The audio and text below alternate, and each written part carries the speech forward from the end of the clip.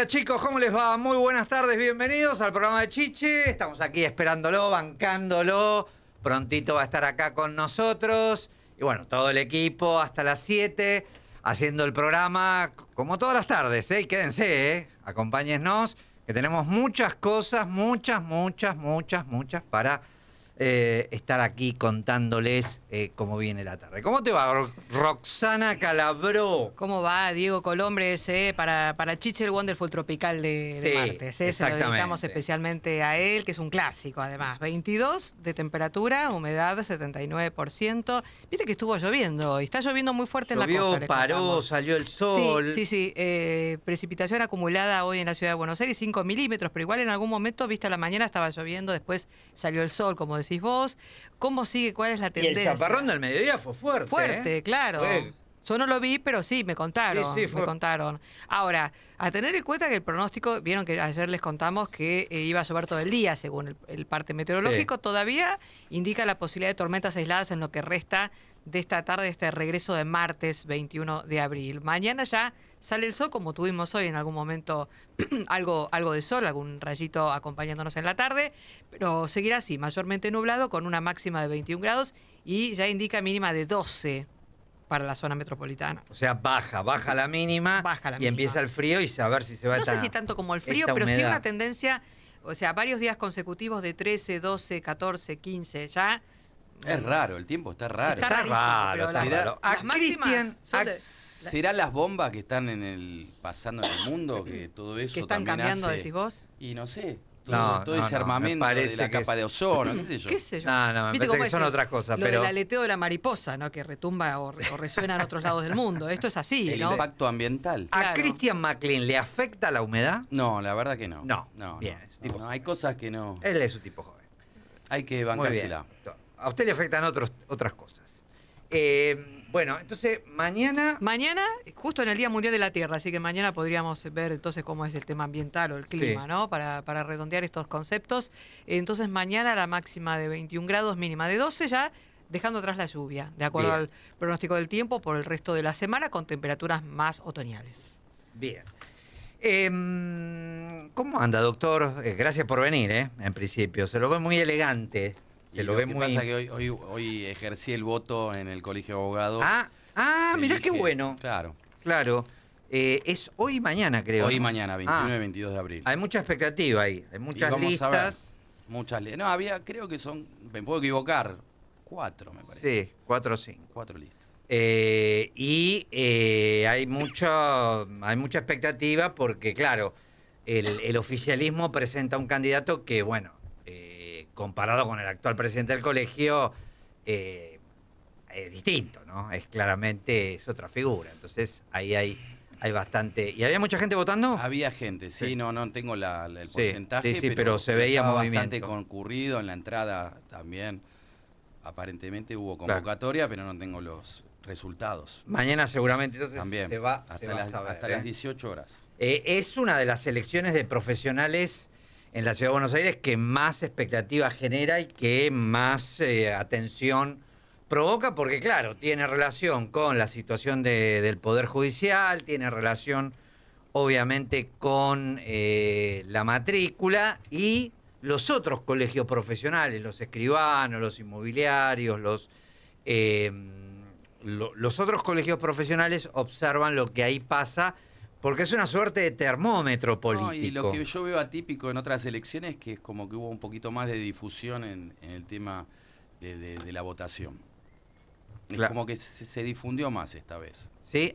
Vos es decís lo que yo noto, es una sensación personal. Sí, porque había más candidatos. Me parece que lo que había era más candidatos y más posibilidad de discusión política, ¿no? Bueno, lo vamos a ir. Cuando vuelvas, contanos, a ver No, yo ya fui. La historia. Tiré el voto ahí y ya está. Claro. Tiré el voto, no, votá. Ejerciste tu derecho profesional, está muy bueno. En un contexto en donde, bueno, justamente los colegios profesionales y las profesiones matriculadas están en la picota, ¿no? Hay toda una discusión que el gobierno lleva adelante a ver si eso es un gasto innecesario o no. Lo único que le da es seguridad a quienes contratan un abogado, a quienes contratan un médico, a quienes contratan un profesional. Y aparte de los derechos y también las prestaciones que da el colegio, ¿no? Sí, o sea, el colegio hay oficinas que también sí, para el abogado servicios. recibido les da. Sí, descuentos. Hay también capacitaciones, o sea, claro. está bastante completo. Bien. Bueno, reiteramos entonces 22 grados la temperatura en la ciudad de Buenos Aires, humedad 82%. Recuerden que estamos también comunicados en el 11 23 40 1030, el WhatsApp de Radio del Plata. Nos pueden ver y acompañar en La Chicha hasta las 19 por nuestro canal de YouTube del Plata AM 1030. Bueno, hoy se está cumpliendo un año de la muerte del Papa Francisco. Bueno, hubieron distintos recordatorios. Ahora en un ratito en la Basílica de Luján va a haber un encuentro que es francamente inesperado porque los va a juntar, solo Francisco puede lograr eso, juntar a Kicillof, a Villarroel y a Dorni, en un homenaje que se va a llevar adelante, pero en días que además... Bueno, el propio presidente en el Muro de los Lamentos en Israel rezó por el Papa y lo recordó también en posteos de redes sociales, ¿no? Recordando justamente ese encuentro tan potente entre Milei y Francisco. Pero vamos a pedirle a alguien que sabe mucho de los temas eclesiásticos y además conoció mucho a Bergoglio cura, a Bergoglio cardenal y al Papa, que es Tito Garabal, periodista especializado en estos temas. ¿Cómo te va, Tito? Un gusto. Diego Colombres, el equipo de Chiche. Hola, Diego, un placer saludarte, a vos y a todo el equipo. Para mí también, Tito. Bueno, a un año de la partida de Francisco, qué bueno, cuántos homenajes, ¿no? Qué bien se lo está recordando y qué bueno que no solo la comunidad católica, sino muchos argentinos lo sigan teniendo presente, ¿no? Es que esto es lo que ha provocado Francisco en el mundo, ¿no? Y qué bueno que esté ocurriendo también en Argentina. Yo decía hoy con algún amigo que me parece que en Argentina el afecto por Francisco es más fuerte desde que hizo su Pascua terrenal, desde que murió, que antes, ¿no? Donde a veces no se entendían, nos quedábamos con una foto, con una palabra y con alguna cosa que a lo mejor nunca había dicho, pero que habían dicho que él la había dicho. Y entonces nos perdimos realmente el haber tenido la posibilidad de estar en contacto con el que yo creo fue el argentino más grande de la historia, ¿no? Sí, sin duda. Algo de que el propio Milei hoy dijo algo bastante similar. ¿Y por qué?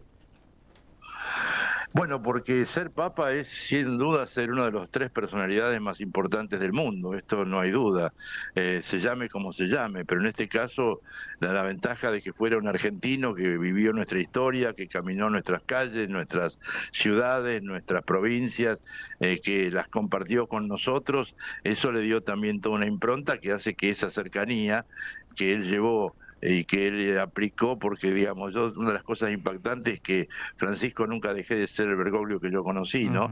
Lo que pasa es que lo hizo ya como papa, y esto ciertamente es lo que también el mundo descubrió. Vos pensás que cuando Francisco empieza a hablar en los primeros meses, en el Vaticano tuvieron que hacer una especie de diccionario de argentinismos, porque había palabras que obviamente no lo entendían. No, es que no tenían, a ver, por ahí lo entendían en castellano, pero no sabían cómo traducirlas a otros idiomas. Claro. Que cuando un papa habla se traduce a 6, 7 idiomas. Entonces, ¿cómo traducir algunas palabras como balconear, claro, como misericordiar, como digo, lo de hacer lío, digo, cómo interpretarlo, digamos, y cómo darle una impronta en la traducción que no se apartara de lo que Francisco quería proponer en ese momento? Y me parece que esto es lo genial de Francisco, ¿no? Que ciertamente se fue capaz de llevar en cada lugar, en cada momento, lo que él quería transmitir y hacer hacerlo presente de una manera directa y efectiva, ¿no? Y con un legado que nos deja que hoy el mundo está valorando esto que vos decías de la misa que se está haciendo ahora, que comenzó en la Basílica de Luján, donde el episcopado está reunido desde ayer acá en la zona de Manzanares, en la zona de Pilar. Y bueno, suelen ir a la Basílica de Luján por distintos motivos, y en este caso lo hicieron para hacer una misa para rezar por el eterno descanso del Papa Francisco. Pero ya hubo, hoy por ejemplo en Roma, tempranito, a las 7:35 hora de Roma, que fue la hora de la muerte de Francisco hace un año, hubo un encuentro en la tumba de Francisco, en la iglesia Santa María la Mayor, donde 12 jóvenes de todo el mundo, convocados por la gente de Escolas, que es uno de los legados de Francisco en la educación a nivel mundial, se congregaron 12 jóvenes provenientes, insisto, de todo el mundo, en un encuentro que fue altamente emotivo. Y vos veías a los jóvenes de Tailandia, de Japón, de Estados Unidos, de Israel, hablar de Francisco con una cercanía y con un cariño que te impactaba.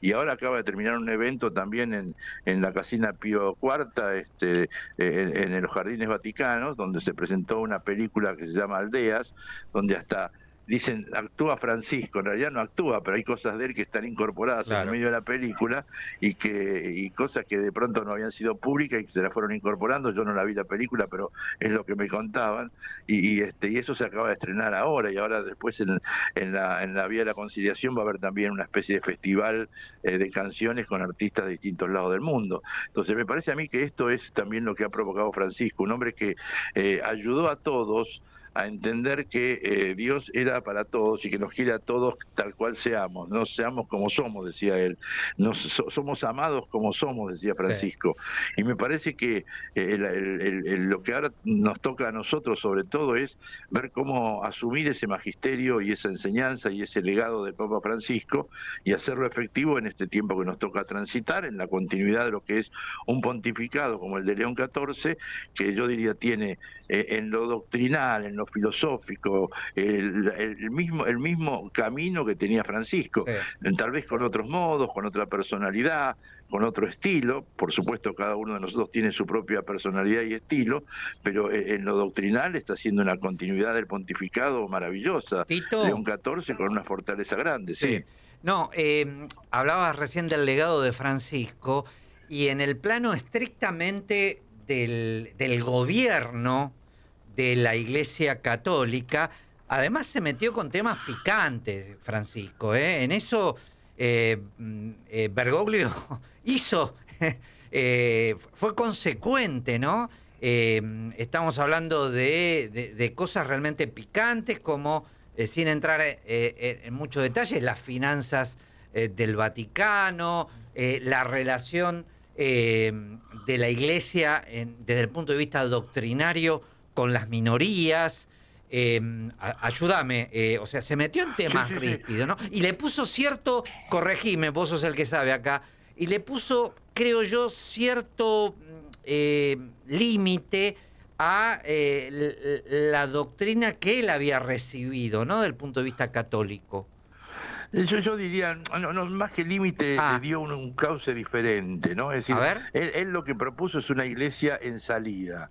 Después de un Juan Pablo II que había salido a recorrer el mundo por primera vez en la historia del papado, que salía de esta manera, vino un Benedicto XVI con otro temperamento, con otra idiosincrasia, con otro estilo, con otra fortaleza, y posiblemente como uno de los mayores doctores de la iglesia, no es doctor todavía, pero lo merecerá ser en poco, como es Benedicto XVI, que además nunca quiso ser papa, y que fue papa porque era lo obvio en ese momento, y presenta una renuncia que toma a todos por sorpresa. Pero vos fíjate que si tenés en cuenta lo que pasó hace casi un año, cuando se lo elige a León XIV, yo siempre decía, cuando hablábamos en esos momentos, que las reuniones de los cardenales previas a la elección es tal vez más importante que la elección misma, porque en esas conversaciones previas de los cardenales tratan de descubrir qué es lo que el Espíritu Santo les pide para los próximos 15 años.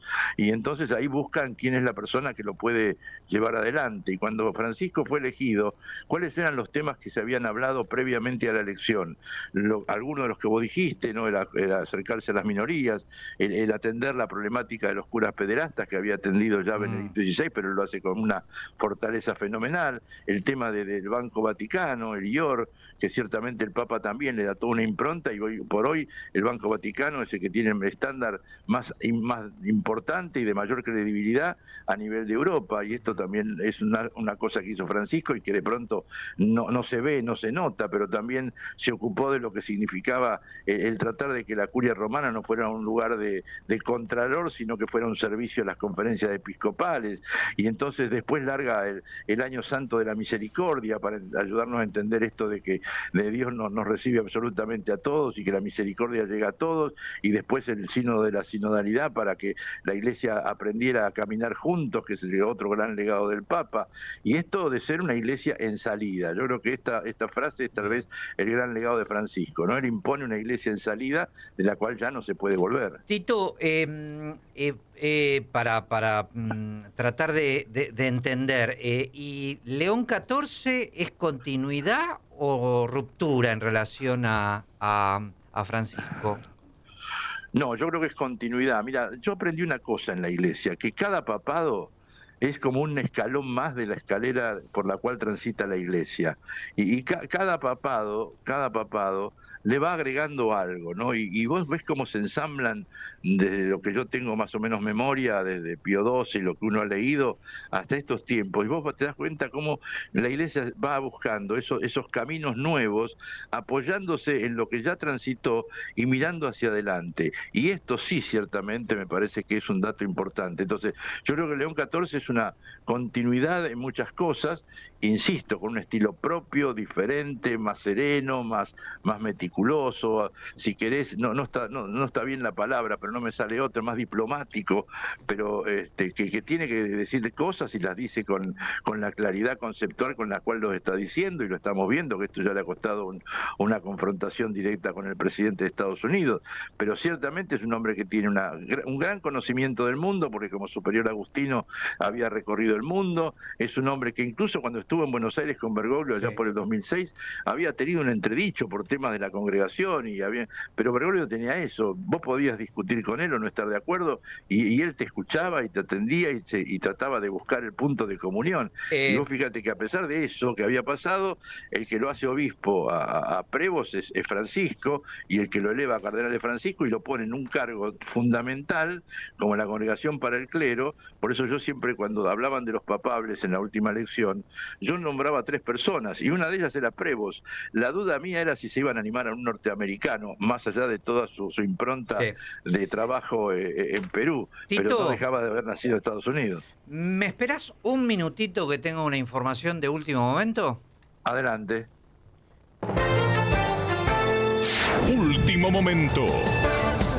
El Juzgado Federal de Campana, a cargo del juez Adrián González Charbay, hizo lugar a una medida cautelar y ordenó al Estado Nacional mantener los pagos del programa Volver al Trabajo.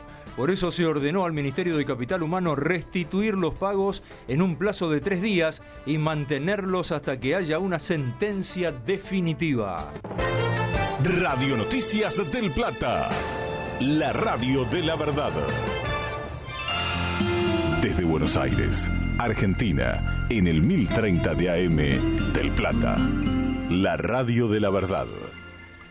Bien, seguimos charlando con Tito Garabal, a un año de la muerte de Francisco. Te agradezco, Tito, permanecer un ratito más, porque acá mi compañero Cristian McLean te quería hacer una consulta justamente a un año de la muerte de Francisco. ¿Qué tal, Tito? Buenas tardes, te saludo. Hola, ¿qué tal? Un gusto. Suponiendo el relato que nos estás brindando, en el tema de la agenda de León XIV, ¿qué pensás vos, que lo conociste a Bergoglio o al Papa, que le diría en este año que ya transitó, en donde tendría que subrayar estos temas un poquito, no sé, o extenderse o mejorarlos? No, yo creo que en ese sentido León XIV está asumiendo las cosas que venían en camino. Por ejemplo, el tema de la sinodalidad lo ha asumido con decisión también, y de hecho, fíjate que el Papa nombra ahora como limosnero de la Santa Sede a un obispo agustino, que era uno de los secretarios del sínodo, con lo cual está marcando que ese trabajo fue importante y por eso lo designa en una tarea que es de estricta confianza del Papa, más allá de que como es agustino lo conoce bien a Monseñor San Martín, pero lo cierto es que en eso está continuando, en lo doctrinal lo mismo, en lo conceptual lo mismo, el tema de las migraciones, cuando el León XIV cuestiona las migraciones en Estados Unidos y cómo se están manejando todo ese tema, de algún modo es lo que Francisco ya había dicho en una carta que le había enviado pocos días antes de morir a los obispos de Estados Unidos. O sea que yo creo que hay una continuidad en lo doctrinal absoluta, insisto, con otro estilo, diferentes, no es tan porteño como era Francisco, no tiene esas salidas humorísticas que tenía Francisco, es más formal, más sereno, más no tan afectivo visualmente, pero digamos, sí es un hombre que tiene una enorme capacidad y una enorme decisión de seguir adelante con todo lo que se venía llevando, por supuesto, con las improntas que él mismo le vaya imponiendo en el tiempo que le toca a él ser el sucesor de Pedro, ¿no? ¿Y qué le hubiera respondido a Donald Trump lo que le pasó al actual Papa en el lugar de Francisco en esa situación? No te entendí la pregunta, discúlpame. ¿Qué le hubiera dicho Francisco frente a la situación que sabemos, ¿no?, de Donald Trump y León XIV, frente a ese encontronazo que tuvieron? ¿Qué le hubiera respondido? Mira, si hubiera sido Francisco. hubiera dicho lo mismo que dijo León XIV el otro día, hace un par de días en un vuelo, no me acuerdo si estaba yendo de Angola a Camerún o de Camerún a Guinea Oriental. Yo le hubiera dicho lo mismo, que él escribió los mensajes hace un tiempo y que no tienen que ver con lo que Trump le dijo. Lo que pasa es que, bueno, en ese sentido, y que lamentaba, dijo León XIV, que se estén tomando, que esta confrontación cuasi personal que inició el presidente Trump, cuando en realidad lo que le estaba planteando son temas fuertes que tienen que ver con la construcción de la paz y que afecta a todos los líderes del mundo, porque cuando habla de los líderes tiránicos, podés aplicarlo, si querés, a los líderes tiránicos de los ayatolás, podés aplicarlo a Trump, podés aplicarlo a Putin, podés aplicarlo a cualquier que se te ocurra dando vuelta por ahí. Es cierto. A ver, cuando Francisco empezó a hablar de la Tercera Guerra Mundial en partes, nadie entendía qué era lo que estaba diciendo. Y ahora la estamos viendo, que es la Tercera Guerra Mundial en parte. Pero Francisco esto lo dijo allá por el 2014-2015. Es cierto, es cierto. O sea, conflictos bélicos focalizados que afectan a todo el mundo y que se van como sumando. Por lo menos eso es lo que yo entendí en ese momento y claramente es lo que hoy vemos, ¿no? Claro, pero no lo veíamos como lo estamos viendo ahora, cierto. Que realmente es, y él lo había planteado directamente en ese momento. Entonces, me parece que en ese sentido él tenía una visión profética de lo que estaba pasando, donde llamó la atención y donde cuando estuvo ante la ONU habló también del desafío de construir la paz, no por armas no por conflictos bélicos, sino desde la onda, desde el camino diplomático. Lo mismo acaba de decir el Papa León XIV hace poco. Es cierto. Tito, uno de los homenajes que se le hicieron a Francisco fue una película por parte de Scorsese, ¿no, Roxana? El reconocido director Martin Scorsese, que tuvo posibilidad de conocer al Papa Francisco en oportunidad de que él viajó volvió a Sicilia a recorrer y a ver a sus familiares y tuvo la posibilidad de tener un encuentro con el Papa Francisco. De allí en más se originó esa idea, ese sueño de hacer la película Aldeas, el último sueño del Papa Francisco, que se proyectó. Se acaba de estrenar, la que yo te comentaba hace un momento. Se acaba de estrenar en el encuentro de escolas hace un momento y en la Casina Pío IV. Tal cual, ¿no? En el Vaticano, Escolas Ocurrentes,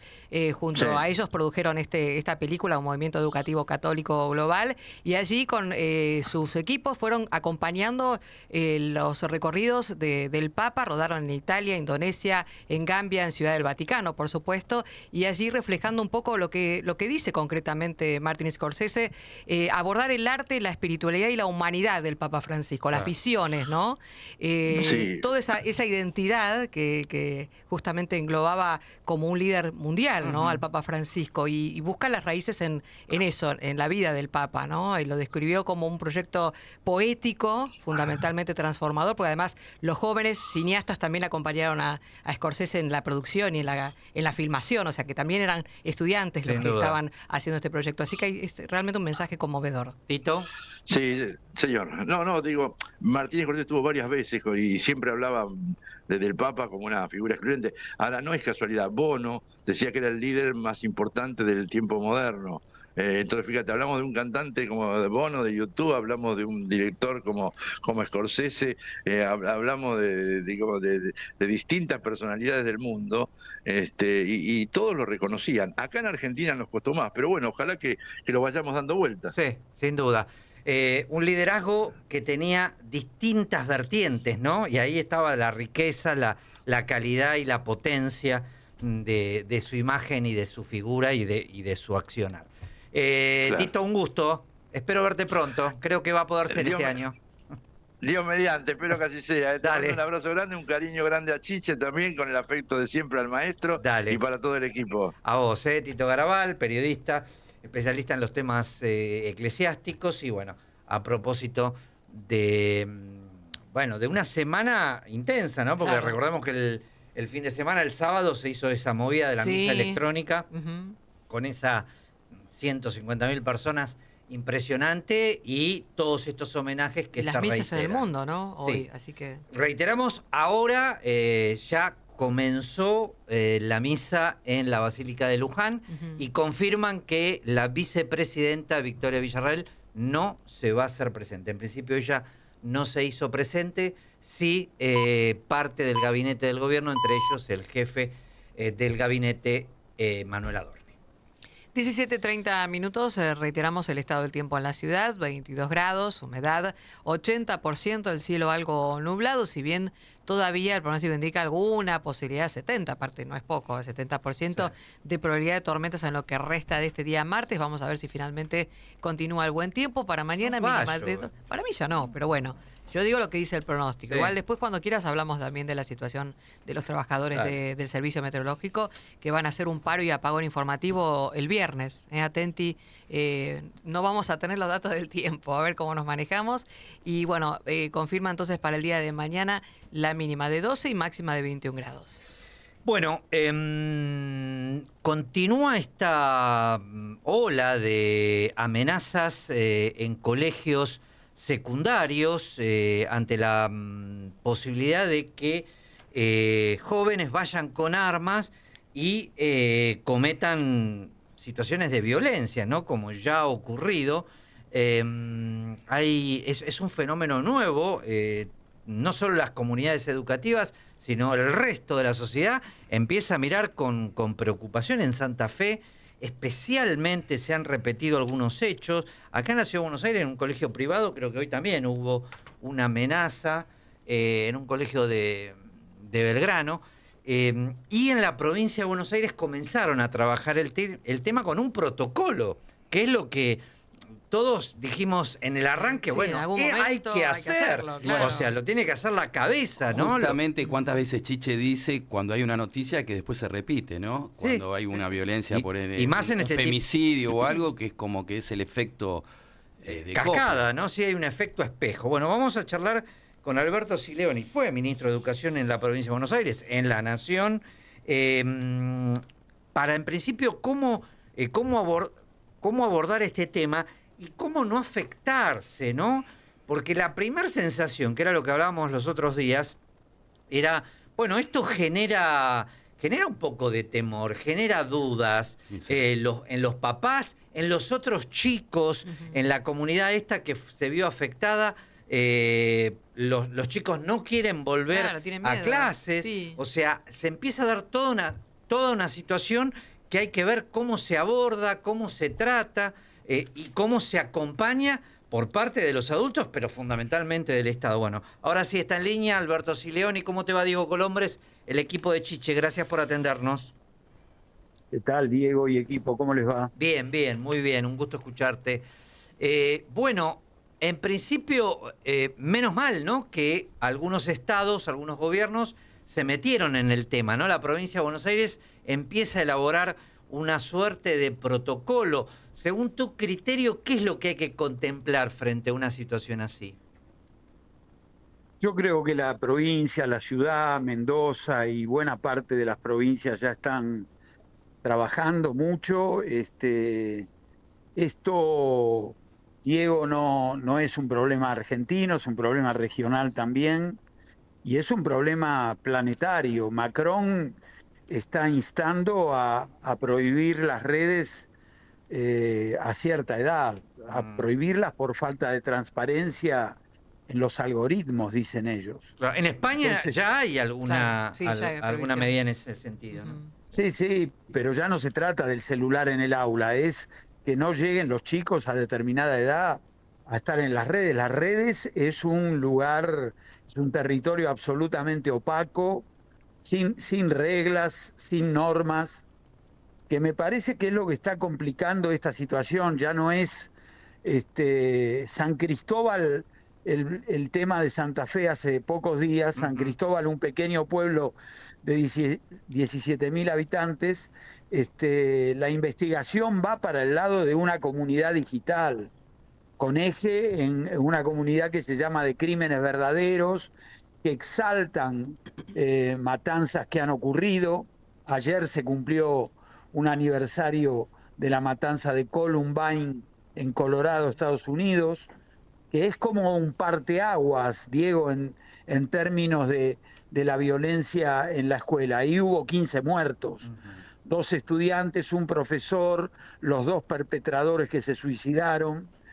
Y bueno, me parece que acá hay una cantidad de fenómenos que son todos convergentes, porque la chica de San Martín, que le pegó con una trincheta a un chico por celos, no forma parte de una comunidad digital que está exaltando los crímenes, es un impulso.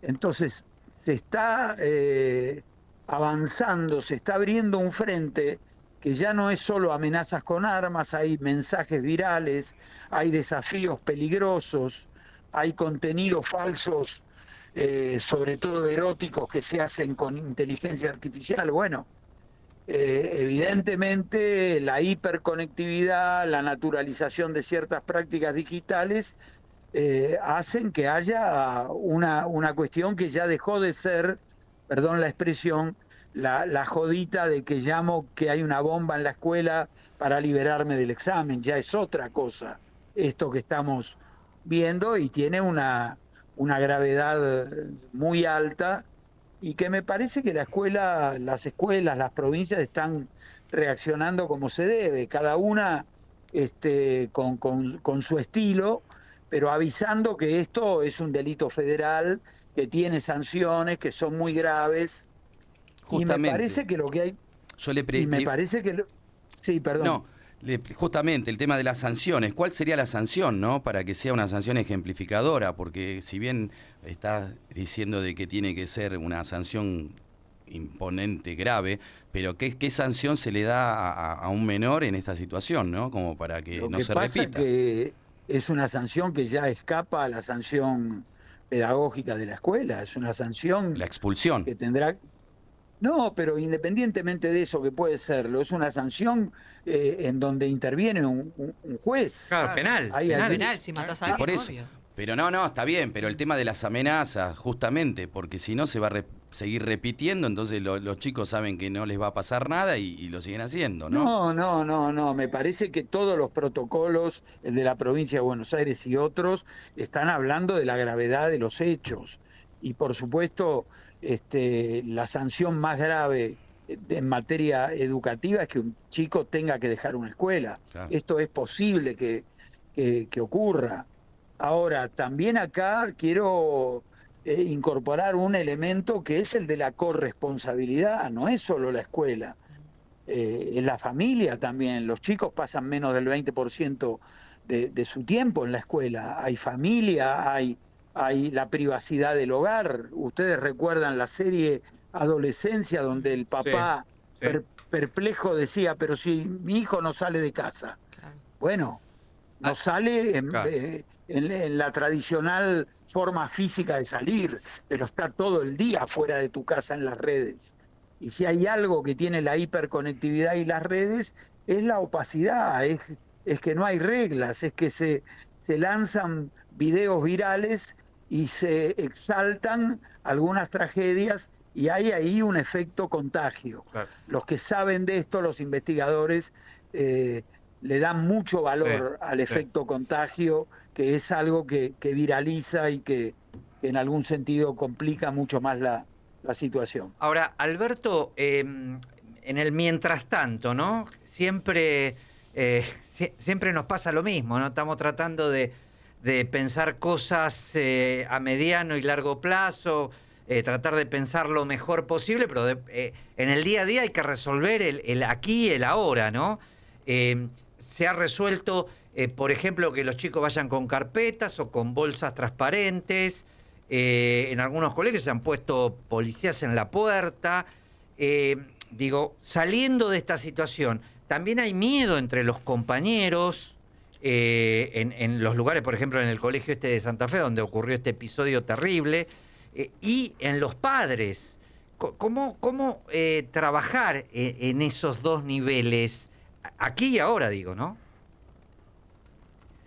Yo creo que toda esta violencia, que es distinta a la que es de una red, y la exaltación de crímenes o de masacres a un impulso, todas tienen un patrón común, que es la ausencia de palabra. Se pasa rápidamente al hecho. Bien. Me parece que lo que hay que hacer, y lo que tiene que hacer la familia, y lo que tiene que hacer la escuela... Es hablar, comunicar, hablar. Claro. Mirá, lo acabas de decir. Claro. Es hoy un año de la muerte de Francisco. Francisco hablaba de la pedagogía de la oreja, de escuchar mucho, de hablar, de hacer algo exactamente contrario a lo que hacen las redes. Las redes es vértigo, las redes es anonimato. Bueno, en casa, en el aula, tiene que haber pausa, tiene que haber escucha, tiene que haber una mano en el hombro que pregunte cómo estás, tiene que haber mirar a los ojos, tiene que haber vínculo. Bueno, por supuesto tiene que haber sanciones, pero tiene que haber la vuelta a un humanismo, Claro. Escuchar a los pibes, ratificar que la familia es la primera educadora, meterse en la vida de los pibes. Los pibes que tienen la suerte de tener un cuarto para ellos, bueno, no es un espacio vedado a los adultos. Ahí hay que mirar dónde viajan, hay que mirar dónde navegan. Y bueno, es el fenómeno que nos tocó y por supuesto yo creo que rápidamente vamos a salir de esta ola, porque todos estos episodios tienen también un efecto contagio y un efecto ola. Yo quiero pensar que dentro de unos días vamos a dejar que la policía se corra de la escuela, vamos a volver a las mochilas, porque la escuela también es un territorio de paz. No está bien que haya detector de metales, policías adentro. Me parece que la escuela tiene que ejercer eso, que es bien distinto a lo que las redes no pueden ofrecer. Alberto, lo saco de este tema y quería saber su opinión, justamente con la vasta experiencia que usted adquirió. Hace pocos días nos enteramos por los medios de que en la Escuela 41 de La Plata hay una jueza en donde otorgó en el crimen de Kim, los dos, eran dos los participantes de ese horrendo homicidio en robo. A uno le dieron 23 años y medio, que es el mayor, y al otro menor la jueza autorizó el reingreso a ese colegio, a la Escuela 41.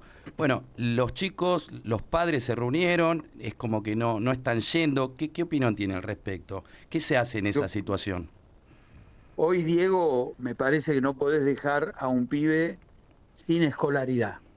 Pero sin escolaridad no significa que tenga que ir a la misma escuela en donde estaba.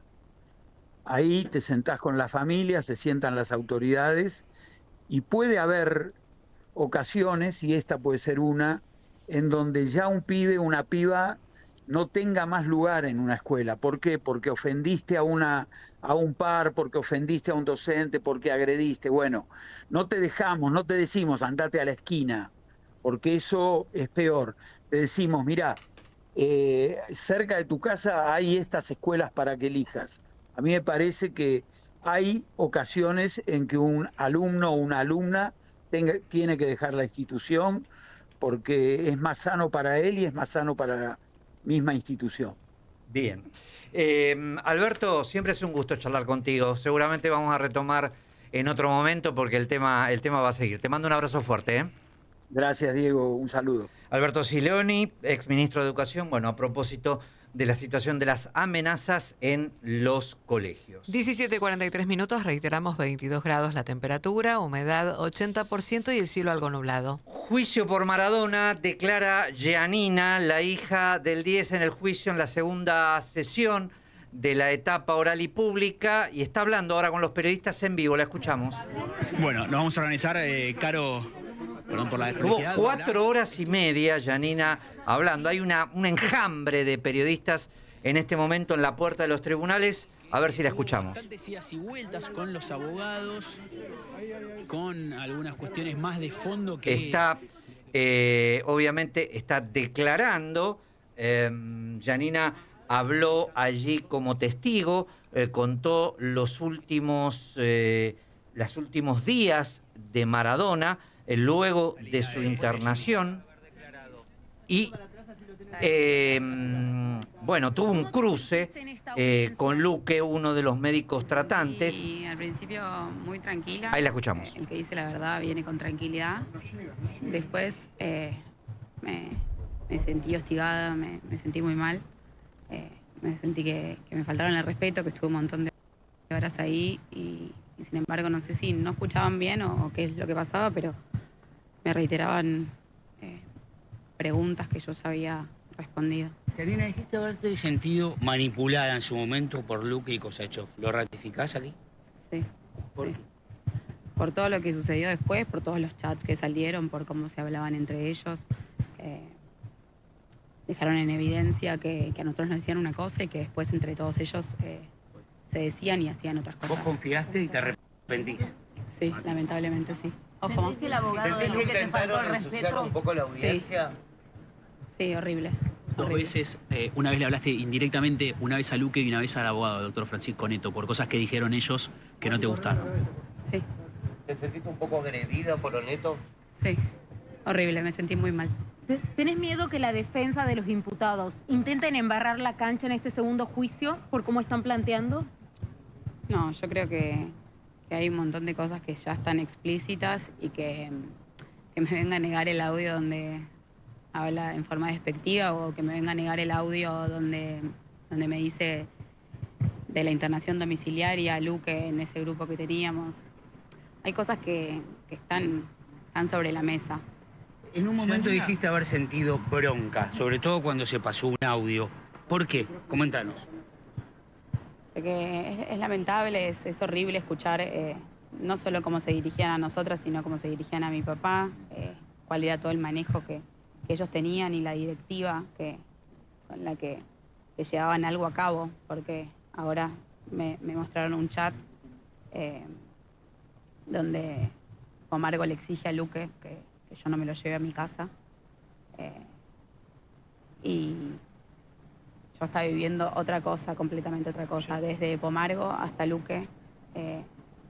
Y es horrible sentirse así, es horrible escuchar todo el trasfondo, porque hay otra cuestión más allá de lo que era una internación domiciliaria seria, que era lo que Leopoldo Luque nos había prometido. Dijiste varias veces que montaban... Fue muy emotivo, repasaste los... Bien, estábamos escuchando a Giannina Maradona allí en vivo, ahora, en este momento, en la puerta de los tribunales, luego de declarar casi 5 horas como testigo en el juicio por la muerte de Diego Armando Maradona. José Luis Ferrari, nuestro hombre, nuestro especialista, nos va a ayudar a entender algo de lo que está ocurriendo en esta caliente jornada, ¿no, José Luis? ¿Cómo te va?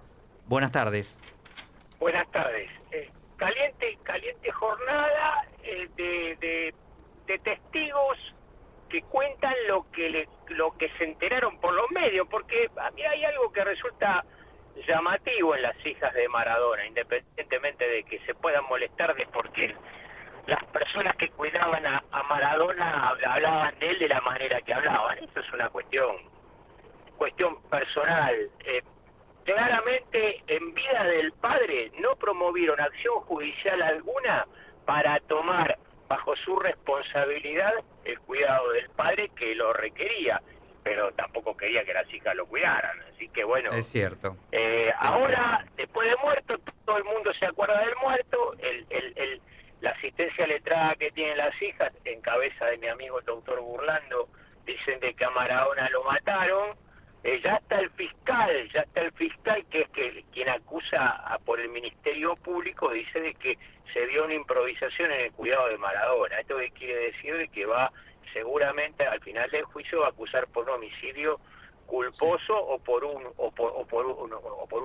culpa, pero no que hubo intención deliberada de matar a Maradona por parte de los médicos, ¿no? Igual era muy esperado este testimonio porque obviamente es la hija, recién hizo referencia, por ejemplo, en un tramo a el aspecto, ¿no? El aspecto físico, la situación del abdomen de Maradona, que llamaba mucho la atención y que obviamente marcaba lo delicado, lo deteriorado que estaba ese cuerpo. Toda la vida Maradona hizo lo que quiso en vida. No iba a hacer la diferencia días antes de... Se perdió. Llegó porque tenía esa salud que era una cuestión ya más cercana a Dios. Llegó donde llegó porque era Maradona, pero cualquier otro mortal se hubiera muerto mucho tiempo antes. Sí.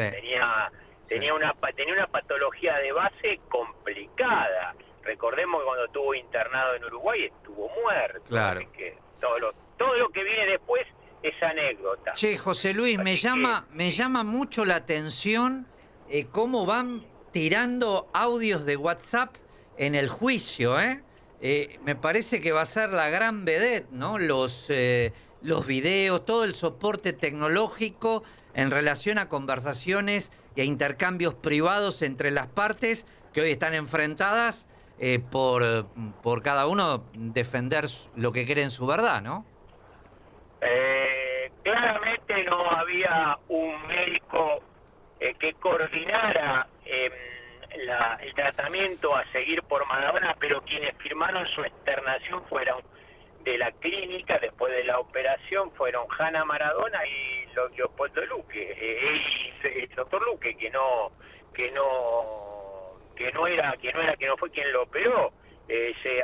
Inclusive la prepaga tenía una ambulancia ahí por si pasaba algo. Bueno, un paciente se murió y lo que se quiere probar en este juicio, al menos por los abogados de las hijas de Maradona, es que a Maradona lo mataron.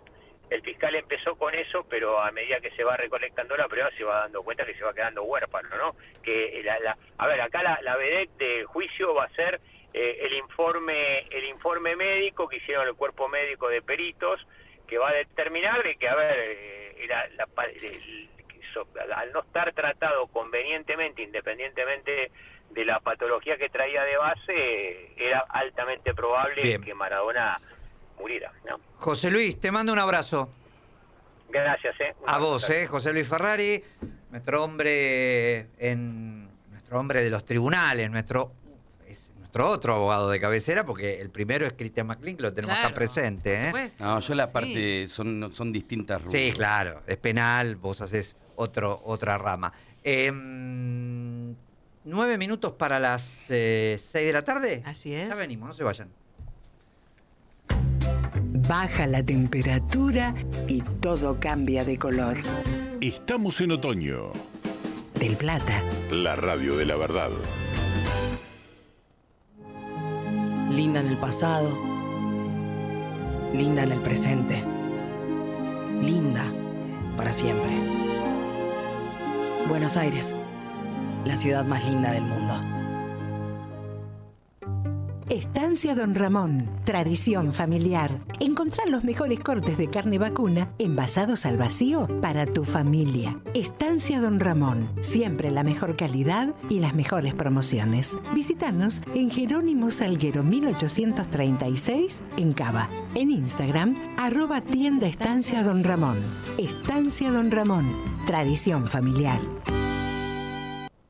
¿Estás buscando trabajo? Ingresa en empleo.lomasdezamora.gov.ar y elegí la mejor opción para vos. Municipio de Lomas de Zamora, Gobierno de la Comunidad, Intendente Federico Otermín.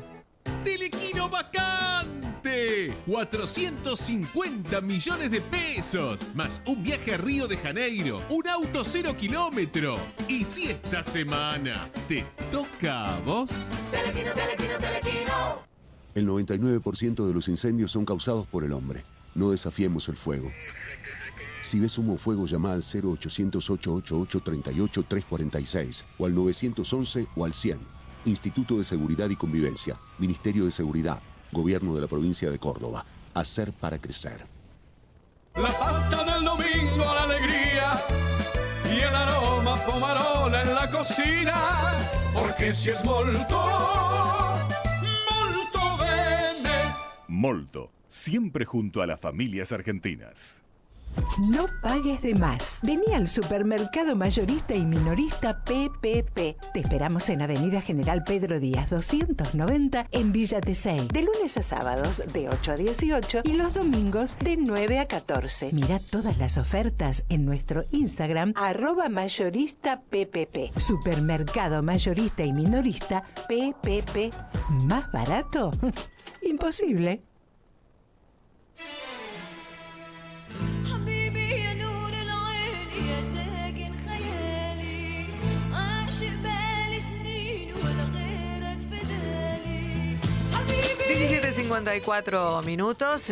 Hola Chiche, hasta las 19. Además, comunicados con los oyentes en el 11 23 40 1030, el WhatsApp de Radio del Plata. ¿Qué dicen? Y nos dicen Ricardo de California: hola Chiche y equipo, se extraña al Papa Francisco, a un año de su muerte que nos dejó. Saludos para todos y buen programa. Gracias. Muchas gracias a Leandro, dice hola, nos cuenta que un chico de Río Cuarto fue detenido por escritos sobre el tema de una posible matanza de estudiantes y llevado a un lugar de resguardo.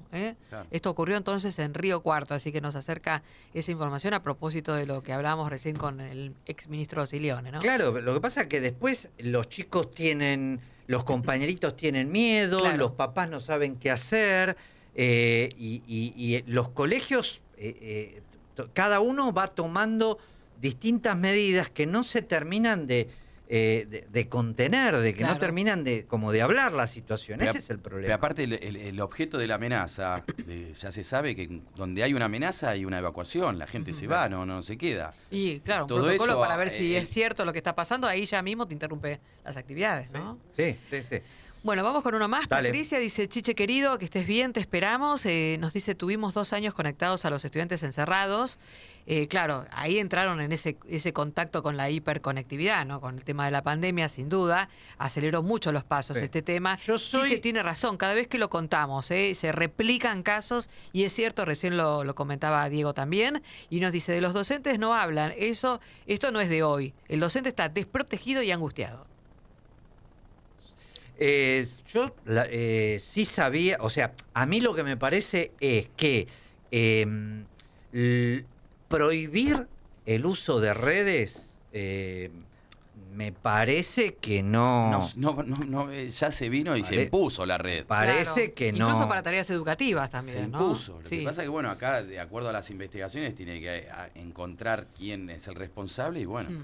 Lo que pasa es que sí hay que acompañar a los chicos, Claro. establecer una manera de que se vinculen con las redes y con esos contenidos, con tiempos, con limitaciones, con determinados seguimientos. Claro. Y ahí es donde está lo que pasa es que cuando los chicos cumplen 14, 15, 16 años... ¿Cómo los controlás, no? Claro. Se hace difícil. Sí. O sea, el pibe se te encierra en el dormitorio y ¡chao! O sea, no es sencillo. Lo No. que pasa es que, bueno, si vos tenés determinado canal de diálogo con tu hijo, con tu hija adolescente, bueno, la cosa es distinta. Pero evidentemente ahí también el colegio tiene que prestar mucha atención, y lo que tiene que haber es algunas medidas... ejemplificadoras. Sí, algunas medidas... yo no sería tan riguroso, pero claras. Es que en esto hay que ser riguroso. Porque Estás hablando de la peligro, seguridad. Mira, yo doy Sí. clase en un terciario. Sí.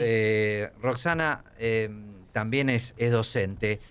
Y yo, más de una vez, en clase tengo que decir, por favor, guarden los celulares. Claro.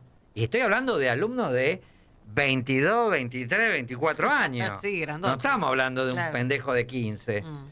Entonces, por favor, guarden los celulares. ¿Me entendés? Porque están mirando. No, bueno. Entonces, imagínate un chico de 15. Claro. La verdad que se complica. O sea, se puede prohibir el uso de celulares, pero a veces...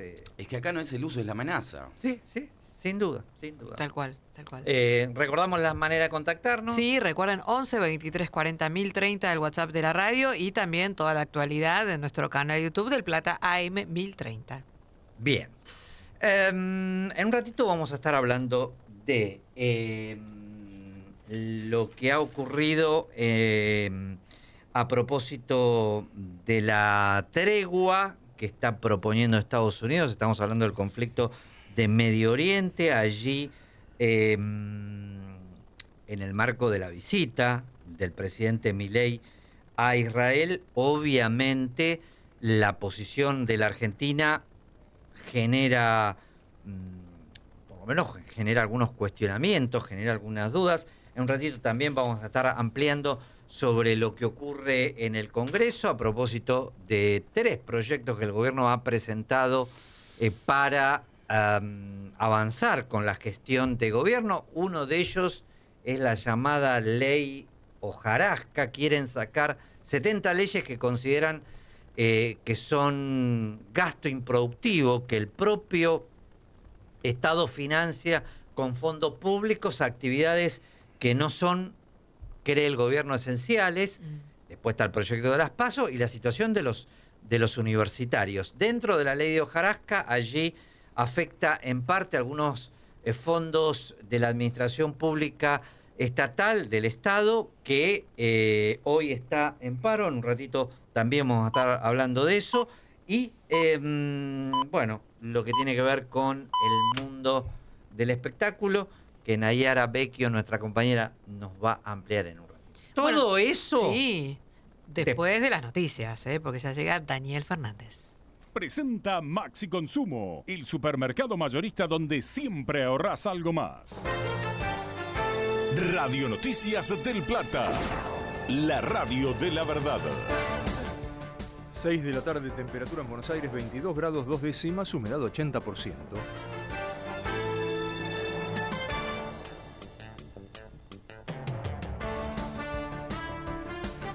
Diputados debate el proyecto de ley hojarasca. Móvil del Plata. La iniciativa impulsada desde el Ministerio de Desregulación busca eliminar legislación que, según argumentan, quedó en desuso por las nuevas leyes o el avance tecnológico. Pero desde la oposición denuncian que se aprovechó para suprimir otros puntos que al menos deberían ser consultados. Así lo expuso Miriam Breckman. Esta ley ataca la salud, ataca el control de enfermedades, con riesgo sanitario. Las cooperativas son sumamente atacadas. Soy abogada de fábricas recuperadas que la forma jurídica que tienen es la de cooperativas. Las están atacando con esto. No crean que no nos importa muchísimo este acto de autoritarismo y muchos trabajadores y trabajadoras de este país se van a ver atacados por esto. La cultura, todos los cambios que producen sin que acá se haya escuchado a nadie que pueda explicar por qué se meten de nuevo con el sector de la cultura. Los odian, detestan la cultura, no quieren que haya cultura. No hay norma que venga a este Congreso donde ustedes no metan algo que ataca a la cultura. Si se habla de otro tema, ustedes siempre le tienen que dedicar un capítulo a la cultura. Así que me parece una barbaridad, me parece que acá no puede salir dictamen. Desde el anexo de la Cámara de Diputados de la Nación, Joaquín Debert, Radio Noticias del Plata. Reiteramos, el Juzgado Federal de Campana ordenó al Estado mantener los pagos del programa Volver al Trabajo.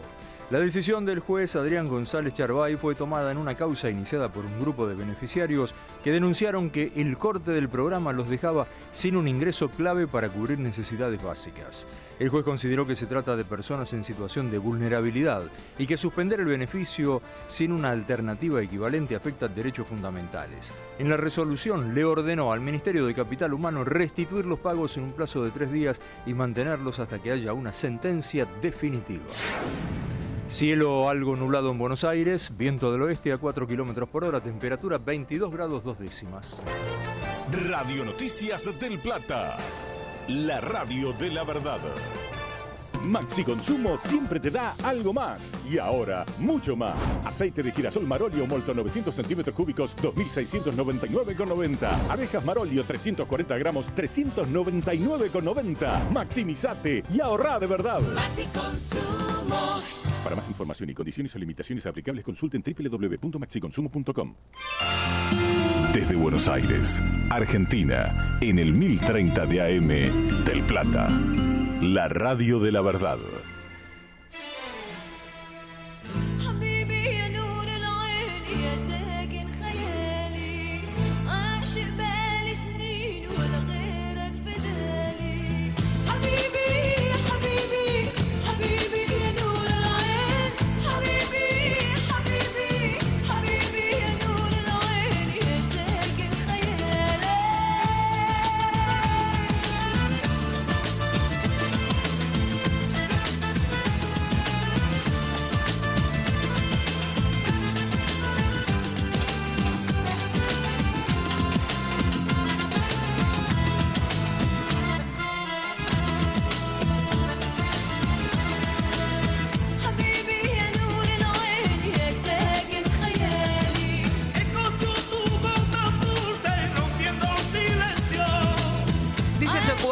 Minutos, hora Chiche, hasta las 19 con una temperatura de 21 grados en la ciudad, humedad 83%, el cielo está parcialmente nublado. Les recordamos para el día de mañana ya mejores condiciones meteorológicas en la ciudad y con el descenso de la temperatura, no demasiado, ¿no? Pero una mínima de 12 y una máxima de 21 grados con tiempo algo nublado y soleado, al igual que el día jueves, una mínima de 13 grados y una máxima de 22. Bueno, hablábamos de las protestas que hay en distintos sectores del Estado como consecuencia del ajuste que el gobierno lleva adelante, entre ellos en Aeroparque, trabajadores del personal civil, el INTI y otros organismos llevan adelante medidas de fuerza justamente planteando la crítica situación salarial. Anoche veía por televisión un economista que hablaba de, desde el comienzo de la era Milei, los sueldos estatales perdieron en pesos más o menos, según la cuenta que ellos hacían, 1.300.000 pesos. Es muchísimo dinero, ¿no? Por cada mes, ¿no? Vamos a hablar con Marcelo Belelli, es coordinador de ATE en la ANAC. Marcelo, ¿cómo te va? Un gusto. Diego Colombres, el equipo de Chiche, gracias por atendernos. ¿Cómo están? Buenas tardes, un gusto saludarlos y muchas gracias por la llamada. Bueno, contanos cuál es la situación y cuál es la acción que están llevando adelante.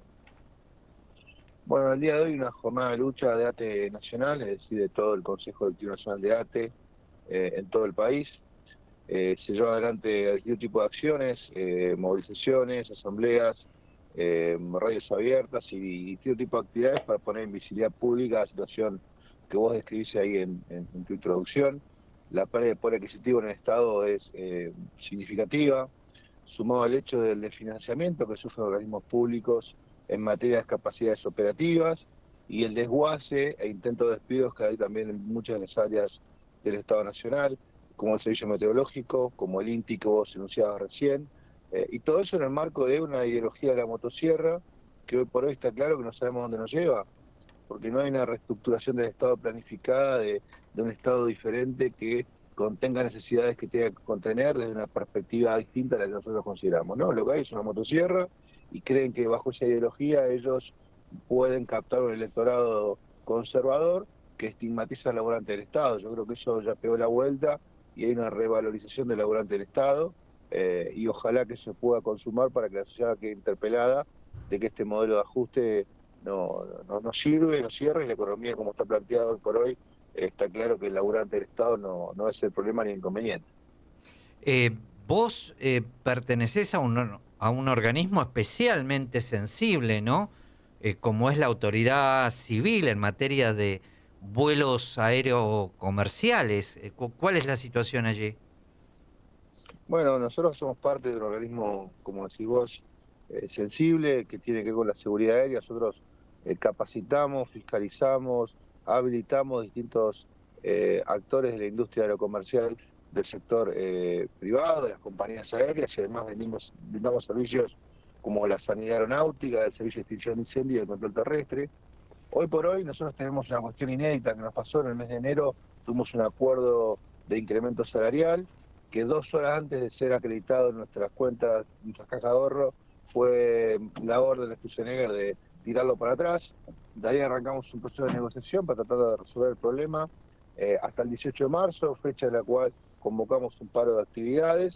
Ese paro se dictó una conciliación obligatoria y como cuestión inédita en la historia de las relaciones laborales, se hizo una conciliación obligatoria sin audiencias de negociación. Es decir, se concilió el conflicto, pero no se sentaron las partes a poder negociar algún tipo de salida a ese conflicto.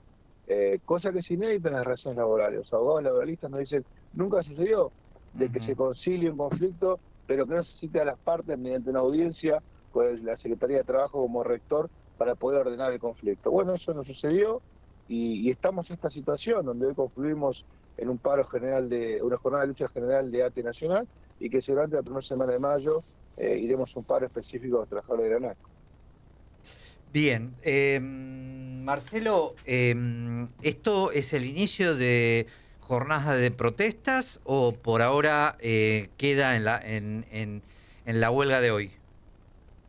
No, nosotros en la ANAC particularmente desde el mes de enero con este conflicto que te planteé recién arrancamos un plan de acción que se fue suspendido producto de la conciliación obligatoria, pero que ya lo retomamos y que seguramente vamos a profundizarlo de cara a lo que viene, al fin de semana largo del 1 de mayo. Lamentablemente, estos personajes que tenemos conduciendo la Administración Pública Nacional usan como rehén a los usuarios aeronáuticos, porque genera mecanismos nocivos hacia el laborante de Estado, genera y que trata de instalar ideas como la de Flybondi, de una compañía aérea que sistemáticamente incumple los horarios de vuelos que tiene que hacer, que incumple el funcionamiento de sus aviones como tienen que volar. Entonces ese modelo aerocomercial que les propone ya fracasó. Y lo que hacen ahora es ir en contra de un modelo que puede tener falencias. Yo no debería defender orgánicamente ni a Aerolíneas, ni a la ANAC, ni a Legana. Creo que puede ser rediscutido todo ese proceso, adentro del marco de una perspectiva de conectividad y seguridad aérea. Eso no se da. Entonces lo que nos queda a nosotros es ir nuevamente a un conflicto que este gobierno generó incumpliendo lo que ellos mismos habían programado. Y bueno, que lamentablemente se da luego de un mes y medio de conciliación obligatoria sin ningún tipo de avance porque no hubo ninguna reunión para poder ponernos de acuerdo mínimamente en algo. Marcelo, gracias por el contacto. Muchas gracias a ustedes, que tengan buenas tardes. Hasta luego. Marcelo Belelis, coordinador de ATE ANAC, a propósito de la jornada de protesta, 24 horas de paro en distintos organismos públicos, Aeroparque, INTI, que están el servicio meteorológico, que están en conflicto justamente por el ajuste que lleva adelante el gobierno.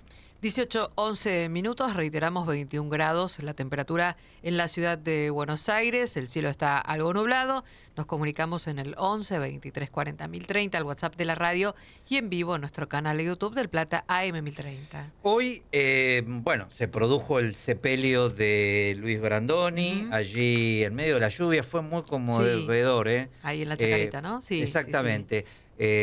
Lo acompañaron muchísimas figuras, se lo vio a Franchella, por ahí a Goiti, realmente mucha gente. Ayer pasó mucha gente también por la legislatura, muchísima gente. La verdad que muy, muy emotivo, muy fuerte. Tal cual. Y se conoció además el fallecimiento de otro artista, de otro protagonista del mundo del cine. Así es, el director Luis Puenzo, ¿no? O sea, no nos recuperamos de la muerte de Brandoni y el cine vuelve a tener una gran pérdida, ¿no? El director, reconocido además, ganador del premio Oscar por la película La Historia Oficial, ¿se acuerdan, no? En esa imagen icónica, ¿no? Así es. Junto a Norma Leandro. Tal cual, cuando van a recibir el premio de la Academia en el año 1985. Falleció a los 80 años, esto fue confirmado por Argentores. Al parecer estaba alejado hace un tiempo de la vida pública por problemas de salud que no se dieron a conocer ya de entrada, digamos, la comunicación de este fallecimiento, que fue hoy temprano, ¿no? Con las condolencias, por supuesto, a sus familiares y además el reconocimiento de una gran trayectoria como guionista, director, producción. En algún momento estuvo también a cargo del Inca. haciendo todo lo posible para que la industria cinematográfica siga viva, ¿no? Y sobre todo defendiendo el tema de lo que es la ley de cine y todo lo demás, ¿no? Haciendo un trabajo colectivo. Pero recordando además que debutó en el año 1973 con una película protagonizada por Norman Brisky, Luces de mis zapatos, y bueno, fue haciendo grandes películas, La peste en 1992, Gringo viejo en 1989, y también La puta y la ballena en 2004, y bueno, obviamente la historia oficial que le permitió este valioso reconocimiento a nivel mundial. Y además siempre rodeado de grandes artistas. Sí. Hoy las abuelas de Plaza de Mayo lo recordaron en una mención en redes sociales por su compromiso, ¿no? La historia oficial. Y porque esa película que fue al posterior, digamos, cuando regresa la democracia, esta película se da a conocer de Aida Bornik, ¿no? En el 1984 y después en 1985 gana el premio, ¿no? Claro. Fue el momento cuando la democracia estaba, recién arrancaba. Y la historia, ustedes la recuerdan, todo lo que significó, ¿no? El proceso de la restitución de una chica, de una nena. De una nena que había sido secuestrada en épocas de la dictadura, y esa mamá que, bueno, entre que el toma amor, conciencia, ¿no? Toma conciencia de la situación. De lo que estaba ocurriendo en su propia familia, tal ¿no? Cual, tal cual. Lo que el país vivía en ese momento, el juicio a las juntas y todo el proceso de la connivencia también entre el pueblo civil y los militares. Sin duda, ¿no? sin Eso duda. lo marca mucho la película de Puenzo. Así que bueno, un gran reconocimiento y bueno, obviamente también ha dejado su legado cinematográfico Luis Puenzo con una inmensa trayectoria. Bien. 14 minutos pasaron de las 6 de la tarde. ¿Está cómodo, Maclín? ¿Está bien? ¿Usted la lleva bien? Estamos bien. Bueno, muy bien. Contanos un poquito, Roxy, ¿qué dice el pronóstico para lo que queda de la jornada? Bueno, para lo que queda este martes, chaparrones aislados, ya baja a 40, de 70 bajamos a 40. Mejor. Para lo que resta este martes, mañana mínima de 12, máxima de 21 grados, parcialmente nublado, pero en general vamos a tener sol durante el día. Para el jueves también un tanto más fresco, con una máxima de 22, pero ya despejadísimo, jueves. Viernes, tiempo despejado, sin lluvias, por lo menos hasta el final de la semana, hasta el fin de semana, seguirá con estas temperaturas similares. Es muy potente la imagen que en este momento está ocurriendo en la Basílica de Luján. Estoy hablando del punto de vista político, ¿no?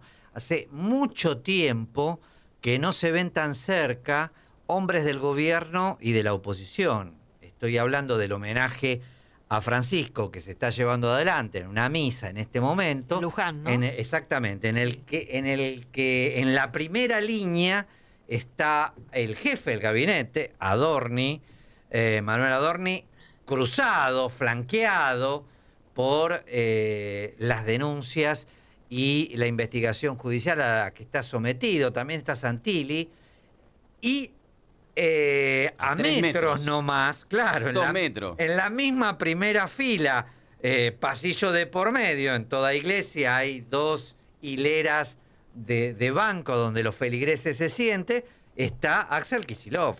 Es muy fuerte, hace mucho tiempo. Claro, que no pasaba algo. No hay un evento, no hay un mismo techo que pueda cobijar, salvo en el Congreso, donde se insultan y se dicen de todo, pero que permanecen. Acá bueno, eso no. es lo que hubiera querido el Papa, de última, ¿no? Francisco de alguna manera es parte de su legado. Tal cual. Qué mal acostumbrados que estamos, ¿no? Porque tendría que ser natural, habitual, ¿no? Sí. Estamos muy mal, no solo estamos mal, no tenemos gimnasia democrática, este es el problema, ¿no? Claro. Y ahí hay otro dato del que seguramente esta noche y mañana se va a seguir hablando y mucho, que es la ausencia de Victoria Villarroel, que fue invitada, que inicialmente se había confirmado, pero que cuando obviamente se confirmó la presencia de Adorni en este evento, decidió pegar el faltazo porque se tenía que sentar al lado de Adorni. Nadie quiere esa foto. Nadie quiere, exactamente, nadie quiere... El presidente en Israel, ¿no? Queda esa foto. Sí, Milei está volviendo de su gira por Medio Oriente, pero bueno, sin duda, cortita la misa, pero bueno, la foto estuvo, ¿no? Y para Kicillof también tiene otro mensaje esto, porque es una manera de decirle al peronismo, al sector que lo cuestiona, al kirchnerismo que lo está permanentemente hostigando, al gobernador de la provincia, yo no tengo prurito, como ya lo hizo en Expo Agro, donde cruzó un saludo Kicillof con Macri, en una foto que generó mucho revuelo. Ahora vuelve a mostrarse, en este caso cerca del oficialismo, sin bajar la bandera. Porque ¿Puede ser esto como una cosa de decir, bueno, voy a ser candidato a presidente y entonces este va a ser un ejercicio que inicia? Es demasiado para mi gusto. No, es pero demasiado. ¿puede ser o no? No, lo que es una... No digo ahora, digo, pero como esta cosa que va a ser natural, que si puede ser candidato, el día de mañana se va a juntar. No, ¿sabés con qué es lo que opositores. queda bien claro? Yo no tengo prurito de sentarme a discutir y a defender y a plantear políticas frente a los sectores más duros, al kirchnerismo más duro, que dice, no, con los mileístas no voy ni a la iglesia. Pero bueno, la iglesia está bien, de la provincia de Buenos Aires es lógico que esté como anfitrión. Recién también, decías kirchnerismo, pero también Moreno lo increpó. Sí, bueno. O sea, no solamente kirchnerismo. Sí, obvio. Está tironeado por distintos sectores. 20 minutos pasaron de las 6 de la tarde. Les propongo un cortecito chiquito. No se vayan, ya venimos.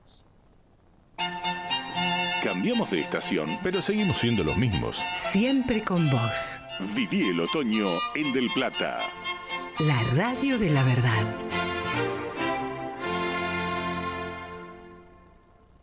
Si el camino suena así, es porque pones toda la potencia para cruzar todos los caminos que necesitas. La tecnología Turbo Clean garantiza el máximo octanaje para cumplir con los motores más modernos y exigentes. Poner Infinia es poner siempre lo mejor. YPF Infinia Turbo Clean. Estancia Don Ramón, tradición familiar. Una empresa dedicada a la producción y comercialización de carne vacuna desde 2003. Están en todo el proceso productivo y eso permite garantizar calidad permanente. Si tenés un restaurante, carnicería o comercio mayorista, no dudes en contactarlos. En Instagram, @Estancia Don Ramón. Estancia Don Ramón, tradición familiar. El 99% de los incendios son causados por el hombre. No desafiemos el fuego. Si ves humo o fuego, llama al 0800-888-38-346 o al 911 o al 100. Instituto de Seguridad y Convivencia, Ministerio de Seguridad, Gobierno de la Provincia de Córdoba. Hacer para crecer. No pagues de más. Vení al supermercado mayorista y minorista PPP. Te esperamos en Avenida General Pedro Díaz 290 en Villa Tesey. De lunes a sábados de 8 a 18 y los domingos de 9 a 14. Mirá todas las ofertas en nuestro Instagram @mayoristappp. Supermercado mayorista y minorista PPP. ¿Más barato? Imposible. ¿Estás buscando trabajo? Ingresa en empleo.lomasdezamora.gov.ar y elegí la mejor opción para vos. Municipio de Lomas de Zamora, Gobierno de la Comunidad, Intendente Federico Otermín.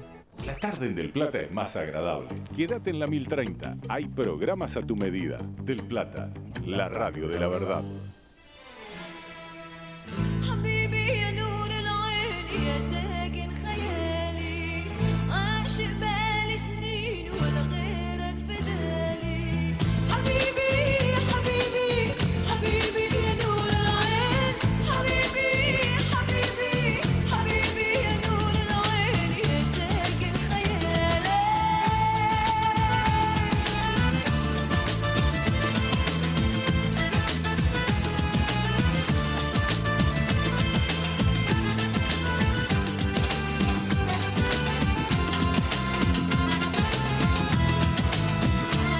Hola Chiche, hasta las 19 horas por Del Plata. Te recordamos el estado del tiempo: 21 grados, humedad 84%, el cielo parcialmente nublado. Bien, hay muchísima expectativa por el proceso de paz en Medio Oriente. Hay convocada una reunión en la cual obviamente todavía las partes no confirman su asistencia. Pero bueno, vamos a ver qué información nos trae de último momento nuestro colega siempre tan bien informado. Y además nos ayuda a entender el proceso que es más que complejo, Claudio Fantini. ¿Cómo te va, Claudio? Diego Colombres, el equipo de Chiche. Gracias por estar allí. Hola, Diego. Un gusto saludarte a vos y a todo el equipo. Bueno, contanos, ¿va a haber reunión por la paz? ¿Va a haber ese encuentro o está enfrisado eso? Yo como analista puedo hacer un análisis de cuál es la situación y en ese marco cuáles son las posibilidades, ¿no?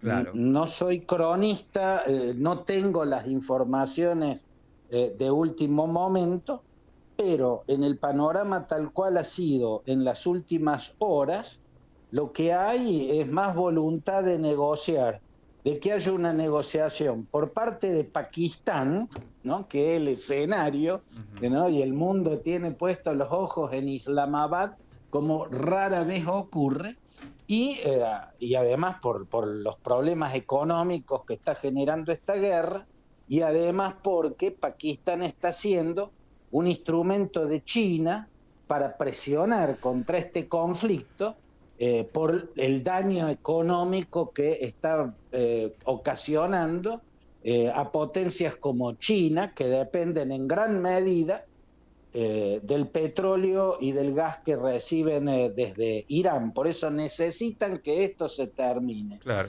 También está buscando desesperadamente una puerta de salida Donald Trump, ¿no? Cuya negligencia ha quedado al desnudo cuando lo arrastró Netanyahu a esta guerra, pintándole una realidad que no tenía nada que ver con la realidad real.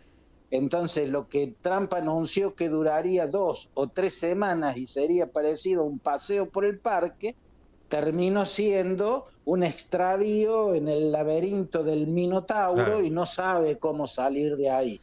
Lo que no puede es salir tan derrotado, porque claro, hasta acá esta guerra está empoderando al régimen iraní, que en términos militares es mucho más débil que Estados Unidos solo y claro, mucho menos que el eje Estados Unidos-Israel. Claro. Claudio, sin embargo, está sí, en un laberinto Estados Unidos, en un laberinto y en una ciénaga, porque iba a viajar Vance, el vicepresidente, justamente a la reunión en Pakistán, y recién acaba de anunciar Trump que se prorroga el alto al fuego, pero la reunión se suspende y el viaje se posterga porque, claro, Irán no confirmó su presencia. Entonces, ¿con quién van a hablar? Obvio.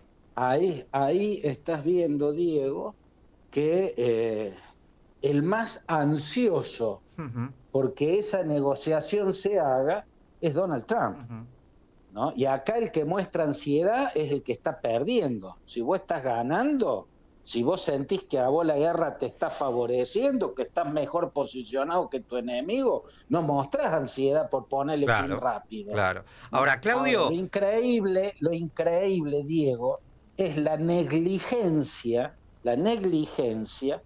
a pesar de que el Pentágono le avisó que la realidad no era como se le estaba contando Netanyahu. Yo a Netanyahu lo entiendo, ¿viste? Que es mejor ir a una guerra acompañado por Estados Unidos y su poderío militar que seguir solo, seguir solo como estaban. Si claro, le tenés que mentir y pintar otro paisaje atrás, bueno, mentir y pintarle otro paisaje. A Netanyahu y a Israel le conviene. La cuestión es que fue tan negligente hasta el momento que lo que debería enviar como mensaje al régimen, pero por canales secretos, por canales no públicos, canales privados, él lo proclama al aire. Ahí muestra su desesperación porque su poderío militar, que es inmensamente superior, no sirve de nada frente a la debilidad política de un mandatario de una democracia, porque Estados Unidos, a pesar de Donald Trump, todavía es una democracia. Entonces, Trump tiene que lidiar con la opinión pública, con la prensa, con lo que escriben los diarios, con lo que dicen los actores de Hollywood, las estrellas musicales como Taylor Swift, tiene que lidiar con los opositores, con todo lo que ponen límites al poder de un gobernante en una democracia, mientras que un régimen como el iraní, que es una dictadura retrógrada y criminal, oscurantista y delirante, no tiene que lidiar con la opinión pública, ni con diarios independientes, ni con una verdadera oposición. Por ende, en un escenario de conflicto, está más fuerte. Entonces, ante la desesperación de que la mayor fortaleza política de Irán en el escenario del conflicto supera su mayor superioridad militar, Trump empieza a subir el tono de sus amenazas y dice cosas aberrantes, lanza amenazas genocidas, porque decir que va a borrar, que va a morir toda una civilización, es una amenaza genocida. Decir que va a volar todo Irán en pedazos, es una amenaza apocalíptica y nuclear, porque yo no sé si está pensando en usar armas nucleares. Si a esas mismas barbaridades las dijera en privado, se las hiciera llegar como mensaje, pero por canales privados y no ante el mundo entero que lo escucha horrorizado, se entendería de algún modo, no dejarían de ser amenazas horribles, pero tendría una lógica. Pero es tan negligente y está tan mal asesorado, es tan gris su entorno.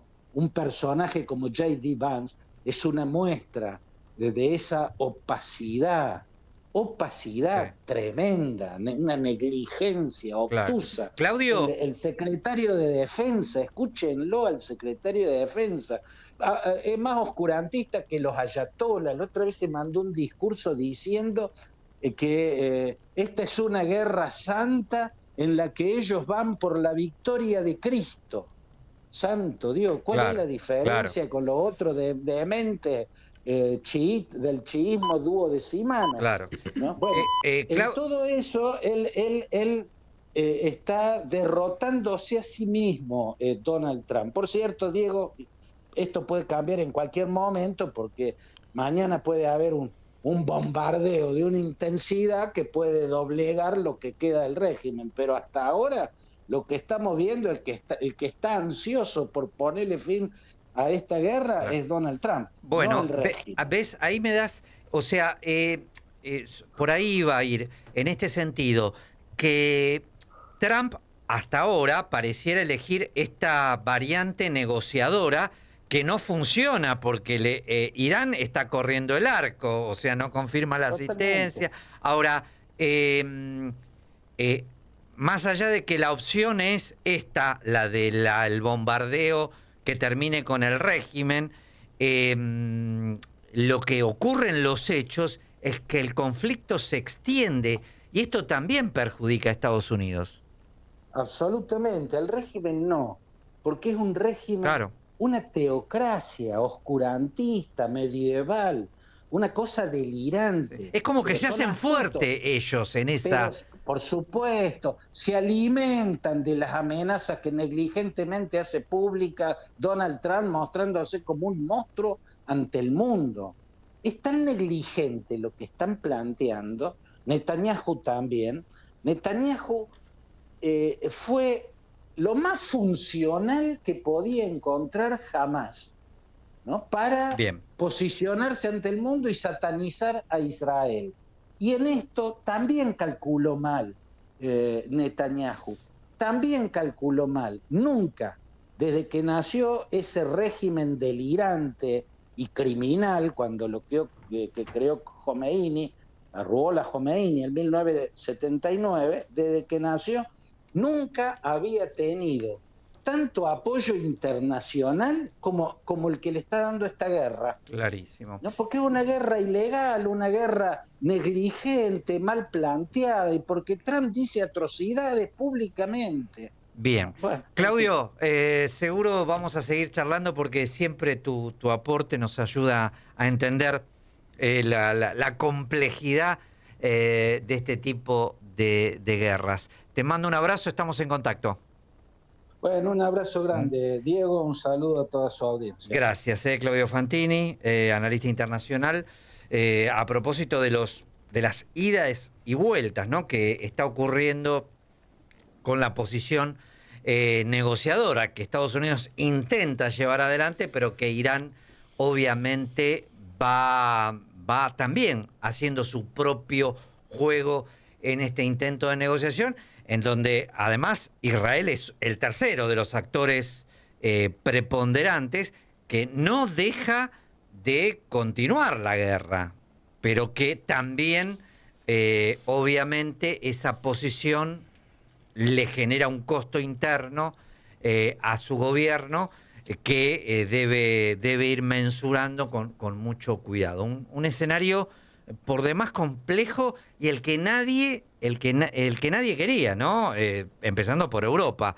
Una guerra que se extienda, que siga levantando el precio del petróleo y de sus derivados, y que haga más sólida la posición del régimen en Irán, que evidentemente quedó al mando de los más duros, de los más fundamentalistas. De esto no hay duda. Porque los tipos resisten en el poder y van bancando la guerra, una guerra en donde a todas luces uno decía, bueno, van a perder. No, siguen sosteniendo. Entonces, la verdad que es el escenario menos conveniente para la posición de Estados Unidos y de Israel. 18:34 minutos, reiteramos, 21 grados de temperatura, humedad 84%, el cielo parcialmente nublado en este martes. Les recordamos para mañana, tiempo algo nublado con una mínima de 12 y máxima de 21 grados, pero soleado en algún momento del día, al igual que el jueves, ya mayormente despejado, con una mínima de 13 y máxima de 22 grados. Recuerden, estamos comunicados en el 11 23 40 1030, el WhatsApp de la radio, y nos pueden acompañar en vivo en nuestro canal de YouTube del Plata AM 1030.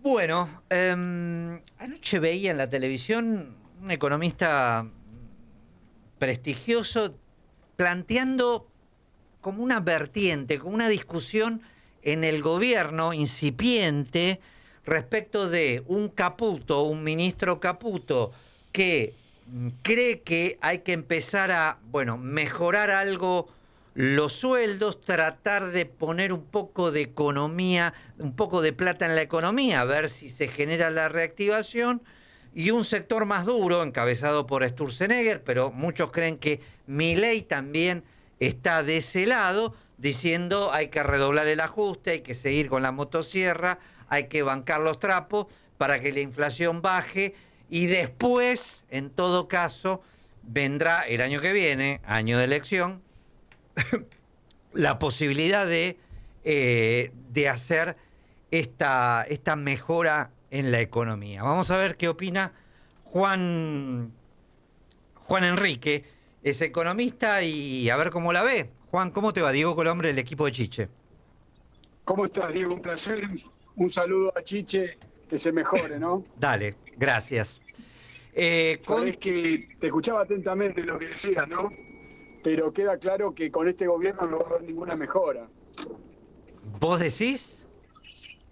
Y no, muy difícil, porque Javier Milei es intransigente, y acá la única mejora que puede haber es que mejorarle el salario y el ingreso a la población, ¿no? Imagínate, Diego, un ejemplo. El bono de los jubilados de 70.000 pesos, si en estos 27 meses hubiese acompañado la inflación, el bono ese sería de 350.000 pesos. Claro. Y ningún jubilado debería estar por abajo de 900.000 pesos de ingreso. Hoy está en 460. O sea que lo que están haciendo es castigar a los jubilados, a los trabajadores, tanto privados como públicos, y eso no lo van a cambiar. Y para cambiar eso tiene que ser una decisión de política económica. Y vos decís que Caputo, frente a toda esta situación, porque viste que han dado alguna señal, por ejemplo, la discusión respecto de la tasa de interés y bajarla un poquito, no bajarla, algunos creen ver en eso, en esa discusión, algún cambio de opiniones entre el presidente y su ministro de Economía. Vos decís que esa diferencia no existe. Mirá, las discusiones que yo sé que hay en el interior del Ejecutivo, es porque hay internas y eso repercute en la economía. La interna Pero política, no Claro, la respecto al interna plan política. económico. Bien. No decisiones de política económica, y de hecho Javier Milei fue muy claro, dijo que va a ser intransigente, y recordemos lo que dijo él, que se ata en el palo del barco, es porque va directo, no va a escuchar los cantos de sirena y va directo a la coalición. O sea, el ajuste sin fin sería la política. Y bueno, de hecho lo que estamos viviendo, mirá, para cambiar esta política económica, lo que hay que hacer, que no está haciendo Javier Milei, es prácticamente política para mantener, producir y generar y cuidar a la industria nacional. Y está haciendo todo lo contrario, Javier Milei, no está cuidando a la industria. De hecho, están cerrando todos los días. Si vos siguieras mis redes sociales, Juan Enrique Uva, estarías viendo que hay cierres constantes de industria. Hoy se conoció el caso de Tía Maruca, Verónica, Soy Pachense, Sancor. Todos los días hay cierres de industrias. Y bueno, mirá, los países se desarrollan porque tienen industria que tiene empleo y salarios de calidad, todos los países del mundo. Y luego hacen proteccionismo, Alemania, Italia, donde dijo que Javier Milei nos íbamos a aparecer. ¿Por qué? Y porque un producto industrial, por ejemplo un celular, cada vez que producís uno mejor vale más caro, vale más dinero y la gente lo necesita. En cambio los productos primarios, como la agroexportación, cuando más se produce, baja el precio. Por eso cuando un país exporta industria, crece y se desarrolla. Bueno, no vamos en ese sentido, vamos en sentido contrario. Claro. Juan, hoy leía que algunas consultoras creen que la inflación va a ser un poquito menor en este mes de abril en relación a marzo, pero un poco más arriba de lo que inicialmente habían pronosticado. ¿Cómo vienen los precios? Mirá, yo creo que la inflación de abril va a estar en el 3%. Es verdad que puede ser un poco menor al 3,4% por cuestiones estacionales. Generalmente marzo siempre pica fuerte por lo que es el comienzo del año escolar y muchas presiones. Pero el 3% con esta caída de la actividad económica, con esta depresión económica, porque estamos en depresión. Claro, es altísimo, es muchísimo. Y claro, es muchísimo, muy elevada. Imagínate una persona que no tiene laburo, que le aumente cualquier producto alimenticio en un 3-4%. Y no tiene laburo, no tiene guita y encima no puede comer. Por eso se ve mucha gente comiendo de la basura. Lamentablemente, muchos jubilados. Insisto, ¿no? En todos los países del mundo, los estados existen para proteger a los más débiles, a los chicos y a los viejos. Vos cuando viajás a Brasil, ponele un ejemplo, a Colombia, a México o a Europa, nunca ves jubilados o personas mayores comiendo de la basura. Para eso están los estados. Bueno, que tengamos un topo destruyendo el estado, vendiendo el estado, porque le entregó 12.000 hectáreas a Joe Lewis, estos son los resultados, ¿no? Bien. Juan, te agradezco el contacto. Reiteramos tus redes, porfi. Aquellos que te quieran. Juan Enrique Uva de Universidad de Buenos Aires. Estoy muy agradecido. Me eduqué en toda la gestión estatal. Por eso estoy muy agradecido y es parte de mis redes, como es de mi corazón. Juan Enrique Uva de Universidad de Buenos Aires, y gracias por dejarme promocionarlas. Dale, Juan, te mando un abrazo. Siempre es un gusto hablar contigo, ¿eh? Abrazo gigante y saludo a todos los oyentes y que se mejore Chicha. Dale, Juan Enrique, economista, a propósito de la situación del dólar, de los precios y de la economía. Hay momentos donde leo los portales económicos, leo la noticia económica y completamente me pierdo. Digo, hoy bajó un poquito el dólar. Sí, Poquitito, se mantuvo estable y después, claro, pero no cambió mucho. El gobierno consigue unos pesitos de afuera, unos dólares de afuera, y ya te dicen de nuevo, está todo bárbaro. Y vos salís a la calle y la gente, los negocios vacíos, no hay autos, no hay gente en el subte, no hay gente en los colectivos. Es otro país, ¿viste? Ahí es donde decir, esto que leo en los diarios, vive en su propia burbuja. No, bueno, hay es que la macro no tiene nada que ver con la micro. Claro, exactamente, ¿viste? Hay un contexto. La diaria es otro tema. Exactamente. Bien. Bueno, reiteramos el estado del tiempo en la ciudad de Buenos Aires: 21 grados la temperatura, humedad 84% y el cielo parcialmente nublado. Vamos al móvil de Radio del Plata. Joaquín Dever está en el Congreso. Juan, ¿cómo te va? ¿Qué tal? Buenas tardes. Sí, estamos en el frente, en el anexo de la Cámara de Diputados de la Nación. Hace un ratito terminó de trabajar la Comisión de Asuntos Constitucionales, que avanzó con esta ley que llama, este proyecto de ley que el gobierno llama Proyecto de Ley Hojarasca. ¿Por qué?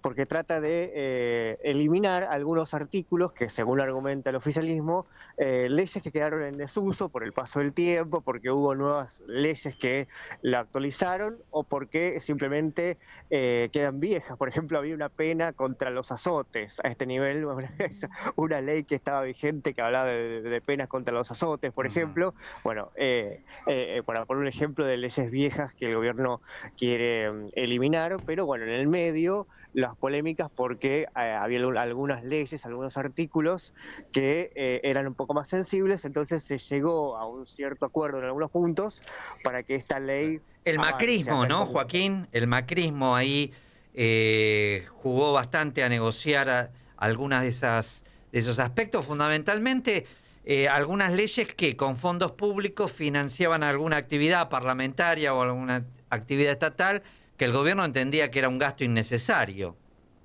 Sí, por ejemplo, el fondo a los municipios, a la Federación de Municipios, que bueno, decía que el Estado iba a dejar de enviar recursos públicos a la Federación Argentina de Municipios. Bueno, esto le han hecho un retoque para que puedan la Federación de Municipios recibir fondos de otros organismos. Ahí hay mucha amiga, está bueno el ejemplo que das porque... ahí siempre históricamente la manejó el peronismo, porque obviamente son más los municipios que maneja el peronismo que maneja el radicalismo o el PRO en el país, entonces siempre esa mayoría la tuvo el peronismo, pero sí, claro, era un lugar donde le apuntaban claramente. Claro, ten en cuenta que en esta federación está integrada por alrededor de 500 municipios, claro, si no me equivoco, de todo el país, entonces era un punto sensible, entonces se dieron acá en este punto. Tengamos en cuenta que no vino de todos modos Federico Sturzenegger, que es el que está atrás de todo esto, sino que envió a su secretario Alejandro Cacase. Él tuvo que dar la cara por todas estas cosas. Bueno, y ahí también mostró cierto termómetro de cómo está la relación de las provincias y de algunos gobernadores con el Ejecutivo, porque la intención inicial del gobierno era que en la jornada de hoy se debata esto en el recinto y finalmente no tuvo el número, o sea, no había gobernadores ni diputados que acompañen el tratamiento en el recinto. Por eso se postergó para después de la comparencia de Adorni en diputados, ¿no? Exactamente, querían tratarlo, lo daban como ya una cosa ya ganada y tuvieron que, como bien decís vos, postergar en el recinto este debate. O sea, si bien, y además tuvieron que ceder en muchos cambios. Otro cambio es el tema, había una ley referida al sector cooperativo que querían eliminarla y pusieron la oposición, la izquierda, sobre todo Miriam Bregman, puso el grito en el cielo en este punto porque había un artículo que eximía a las cooperativas de pagar contribuciones sobre el valor de edificios, que esto es clave para las cooperativas, claro. Las arruinás si tenés que pagar encima por sus edificios, y hicieron un paso atrás en esto y lo mantuvieron. Bueno, distintas concesiones que se han dado para que finalmente haya dictamen y, como bien decís, se va a tratar el recinto, pero más adelante. Bien. Joaquín, muy completo, te mando un abrazo. Un abrazo, gracias, chau. Joaquín Dever, nuestro móvil de Radio del Plata desde el Congreso de la Nación. 18:46 minutos, reiteramos 11 23 40 1030 el WhatsApp de Radio del Plata, por ahí leemos sus mensajes y recuerden que nos pueden acompañar en vivo también en nuestro canal de YouTube del Plata AM 1030. Bien, muy bien. Hay que seguir con mucha atención la dinámica de la relación de algunos gobernadores con el gobierno, porque la intención que hacíamos referencia por parte del oficialismo era discutir esta ley de hojarasca y el tema, la derogación de las primarias abiertas y obligatorias, ahora, en este tramo, el gobierno se dio cuenta, empezó a hacer los números, se dio cuenta que había diputados claves que lo vienen acompañando, los de siempre, ¿no? Misiones, Tucumán, Salta, Jujuy, que no los tiene, porque claro, los gobernadores necesitan plata, necesitan pagar sueldo, necesitan hacer algunas obras de infraestructura en sus distritos que son claves y el gobierno no envía la plata. Entonces se pusieron firmes. Las PASO son especial, el gobierno quiere derogarlas porque cree que eso va a ayudar, mejor dicho, va a entorpecer el proceso de discusión interna dentro del peronismo. O sea, el peronismo tiene una premisa que es que todos los que quieran ser candidatos a presidente el año que viene vayan a la PASO. Y ahí la PASO ordena el proceso interno electoral. Claro. También piensa lo mismo el PRO, vos mirá, la casta, ¿no? El PRO y el radicalismo, que como un sector del macrismo quiere volver a recrear juntos con por el cambio en una alianza con el radicalismo, creen que todos los que quieran ser candidatos vayan a la PASO, se midan ahí. Y se midan y después queda ordenado eso. Así es. Entonces, el gobierno está viendo que la PASO, derogarla, les va a complicar a ellos la negociación política. Pero bueno, para eso hay que tener votos. Y para eso necesitan los votos de Santa Fe, de Córdoba, de Tucumán, y no los tiene. Entonces, por eso se sigue con mucha tensión el trámite parlamentario de estas leyes que ayudan a medir la temperatura política minuto a minuto, como si fuera el rating de la televisión, tal cual. En el Congreso en relación al vínculo entre el gobierno y la oposición. Hay muchas encuestas ahora, salieron estos días y bueno, están como empoderando a Kicillof. Lo están empoderando. Sí, algunas consultoras que no tienen buena relación con el peronismo, vamos a decirlo de esta forma. Igual hay que ver, hay que ver. El partido recién empieza. Todavía no se agrupó el peronismo. No, por eso. El partido recién comienza y no hay que dar por muerto al gobierno. No, obvio. Que tiene 40 puntos de apoyo en distintas encuestas, en una situación crítica y económica. No sé si llega al 40. Bueno, punto más, punto menos. Te puedo asegurar que tienen un núcleo duro que está por arriba del 35. ¿La gente de Cristina no tiene un 20? No voy a discutir números porque, viste, según quien te los dé, están teñidos, pero no, olvídate. Hay un gran descontento en hay el un país. Hay un gran descontento y te puedo asegurar, pero el gobierno ganó la elección hace 4 meses. Pero el caso 5 meses. lo está arrastrando al presidente. Bueno, hay que esperar. La elección que vale, la encuesta que vale es la elección. Después el resto es todo sasasa. 18:51 minutos, reiteramos el tiempo en Buenos Aires, temperatura 21 grados, humedad 84%, el cielo parcialmente nublado, nos espera un miércoles un poquito más fresco, con una mínima de 12, máxima de 21 grados y dejamos atrás la lluvia. Está lloviendo ahora en la costa atlántica, estuvo ahí también, es muy inestable el tiempo. Qué lindo para ir a comer churros, Mar del Plata, viendo llover, me encanta. Frente a la playa, ¿no? Sí. Qué lindo. Bueno. Ahí vas a ese lugar que está justo frente a la playa, viste que es grande, está bien arriba. Y tal cual. Divino. Soñemos. Dale. Bueno, reiteramos entonces ya para mañana buenas condiciones meteorológicas y dejamos atrás el anuncio de lluvias. Abrimos la ventana imaginaria del mundo del espectáculo, la convocamos a Nayara Vecchio que nos cuente todo. ¿Cómo te va, Nay? Muy bien, muy buenas tardes a todos. Me encantaría contarles cuestiones más coloridas, pero otra vez está la justicia en el espectáculo. ¿Qué pasó? Ayer lo habíamos anticipado en su momento la semana pasada, que la Maciel, la participante de Gran Hermano, era la más complicada. Ajá. Y ayer decidió abandonar el juego, un poco en acuerdo con la producción, porque la causa que investiga la Fiscalía de San Martín sumaron más denuncias de víctimas de la Maciel por explotación sexual y trata de personas. Eso es bastante grave. Y por eso ayer, con un ataque de pánico que ella padeció, no fue eliminada por el público, sino que decidió por motus propios salir, viendo también lo que está pasando afuera. Creo que Gran Hermano y Telefe le conviene que una participante que está siendo investigada y complicada esté fuera de la casa. Claro. Así que hoy seguramente aparezca, hay que ver si dice algo en la gala de Gran Hermano, pero ayer fue la salida de la Maciel y hoy en la causa hay más víctimas que se juntaron para denunciarla, donde fueron explotadas cuando eran menores.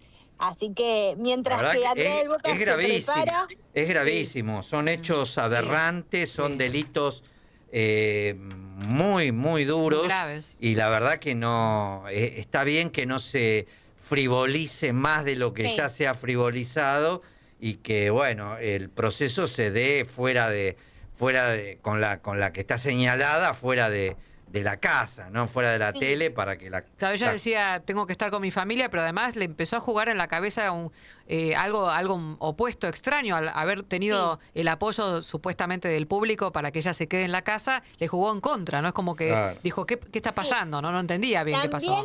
Sospechando que ella ya tuvo denuncias anteriormente, porque ahora el fiscal aglutinó otras personas. Hay chicas que en la zona esta de Ruta 8, cuando eran menores, no solo fueron explotadas, sino la denuncian de haber sido obligadas a inyectarse aceite industrial, porque las cooptaban dentro de lo que es en el mundo, lamentablemente, la prostitución trans, donde las chicas quieren mejorar su imagen y a partir de ahí, al ser menores, las explotaban y a su vez las regenteaban. Entonces, no es que es una sola persona. Hay más de 14 denuncias que ya están en la fiscalía, cada vez se juntan más. Y creo que Jessica dentro de la casa, al no saber qué está pasando, no pudo seguir más. Y yo siento que también se va a alejar un poco de las galas de Gran Hermano. Quizás hoy la despiden, pero no sé si va a estar presente mientras está la investigación en curso. Claro, y sí, tal cual. Todo comenzó como una denuncia que es real. Empezó en TikTok una ex... también partícipe de esta zona de Ruta 8, que trabajaba en la prostitución, la denunció por TikTok y hay una asociación que es Madres de Víctimas de Trata, aglutinó estas denuncias y ya la presentó en la Fiscalía de San Martín. Esto se dio en la zona de San Miguel, que esto es en Ruta 8 en su momento. Pero al mismo tiempo, ayer, como comenté, confirmó Andrea del Boca que ya arregló su regreso a la casa de Gran Hermano. O sea, el juego sigue. ¿Y se sabe por un lado, con cuánto? Sí, sí, ella no se bajó de 1.800.000 pesos, como yo lo dije, por día. Ella sabe que la verdad es la que más generó de contenido a la casa. Siempre estuvimos hablando de su vestimenta o de si se caía o si hacía una cosa que actuaba. Me parece que dio mucho más que Grecia Colmenares, que desde que está en la casa no se ha llevado la atención en nada, solo cuando se quedó dormida y que no se le veían los dientes. Claro. Pero Nayara, la producción quiere... Te iba a preguntar, con la salida de Maciel, ¿no puede volver Andrea o tiene que entrar sí o sí por repechaje si entra, no? Si ella entra en el repechaje, mira... No, te preguntaba si ahora... Te preguntaba si ahora que se fue... Se cortó. Perdón, si te preguntaba si ahora que se fue la Maciel, no puede volver Andrea, porque ella se fue por razones de salud, o sea, por fuerza mayor. ¿No existe la posibilidad de que ella ocupe el lugar que deja vacante Maciel o sí tendría la opción en el repechaje? Todas las posibilidades están en Gran Hermano, dependen de Andrea porque la quieren antes, y si ella está antes, porque Andrea todavía dijo que está recuperándose de su boca, tiene una placa, si está antes ingresaría en el lugar de la Maciel. Si no, le esperan al repechaje. Está todo dado para la disponibilidad de Andrea del Boca, y eso se ve desde el contrato, desde las condiciones, ningún participante entró y salió tantas veces. Se dice que sería la primera semana de mayo, se especula. ¿no? Ya. ¿Sí? Por eso, y el repechaje es de acá 20, 25 días. Entonces, a mí también recién estuve hablando con su abogado, con Fioribello, quien le arregla el contrato a Andrea del Boca, Juan Pablo Fioribello, y me comentó que Andrea tiene muchas ganas de ingresar a la casa. Hasta hay una posibilidad de que pueda ingresar con su hija Ana. Te digo todo lo que pasa en el mundo Gran Hermano, porque el combo es completo en base a Andrea del Boca. Te guste o no, es lo que más llevó color a la casa o contenido. Claro. Y la hija desde el streaming también, y le habían propuesto ingresar a las dos juntas. Quizás la hija sale después, pero Andrea va a ingresar. Seguramente a mí me dicen de acá a una semana o 10 días, si ella está bien de su salud y si está todo ok. Claro. Y asimismo me hablan que va a tener una participación intermitente. Bien. No sé si Andrea del Boca se la va a bancar, sí. Bien. Nay, hacemos un pimponcito, picamos unos temitas cortitos, tiki tiki, entramos y salimos, ¿te parece? Dale, por supuesto. Bueno, en principio hay un embarazo, ¿no? ¿Confirmado? Sí, exactamente. Jessica Sirio ya hace un par de semanas que había trascendido en el mundo del espectáculo que estaba embarazada de su nueva pareja, que es un empresario de frigoríficos, de también siempre algún poder adquisitivo alto, que empezó después de haberse separado de Elías Pichirilo, quien estaba involucrado también en la justicia. Ya empezó este romance y ella quería contárselo a su hija, a Chloe. Y a partir de eso aprobó para que ayer Ángel de Brito lo confirmara en LAM y está embarazada. Ya está más o menos de 3 meses y medio, 4, y feliz. Va a esperar un varón. Otra. Nay, ¿Tinelli tiene nueva novia? ¿Podemos confirmar? No, lo desmentimos. Bien. A ver. Tiene varias para mí conquistas, porque yo hoy también estuve mensajeándome con el entorno de él y él también lo desmintió en sus redes sociales a la noticia que trascendió, que la dio puro show hoy a la mañana, que tiene una nueva novia, pero en realidad fue a comer en un evento que se juntaron entre amigos. Estaba con una chica que él dice que solo son amigos y que él está soltero. Él dice que no tiene ganas por lo pronto de estar en pareja, pero sí se está divirtiendo, me parece que... Milet ya fue, digamos. Milet, otro capítulo. Milet, hace mucho que ya se separó de Milet, lo que pasa es que no lo querían ellos anunciar, estaban esperando, viene la segunda temporada del reality de Tinelli, donde Milet es muy importante, pero ya era insostenible, era una pareja que ya no, se veía que ella tiene su vida en Perú y él, bueno, ahora está abocado al Mundial y a hacer unos informes para ese campeonato. Bueno, escúchame, te voy a dar una tarea para mañana. Ajá. Decime. Que hablemos del despelote que va creciendo como bola de nieve entre Gustavo Silvestre y Pablo Dugan. ¿Cómo? Esa relación está todo mal y en cualquier momento salen en los de diarios. Periodistas, ¿no? ¿Cómo es eso? Sí, pero... Es una guerra... Pará, no, ahora no, nos quedamos sin tiempo, nos quedamos... Dale, ¿te parece mañana? Un beso al gato, un beso al gato. Dale. Peor que las vedettes, nos vemos mañana. No tengo duda de eso. No, yo le mando un beso al gato. Le agradecemos a Nayara Vecchio, porque además se banca el ping-pong al Está toro. bien informada, Al Nayara, toro. está muy bien. ¿Nos vamos? Por supuesto. ¿Volvemos mañana? Dale. A las 5. Chao.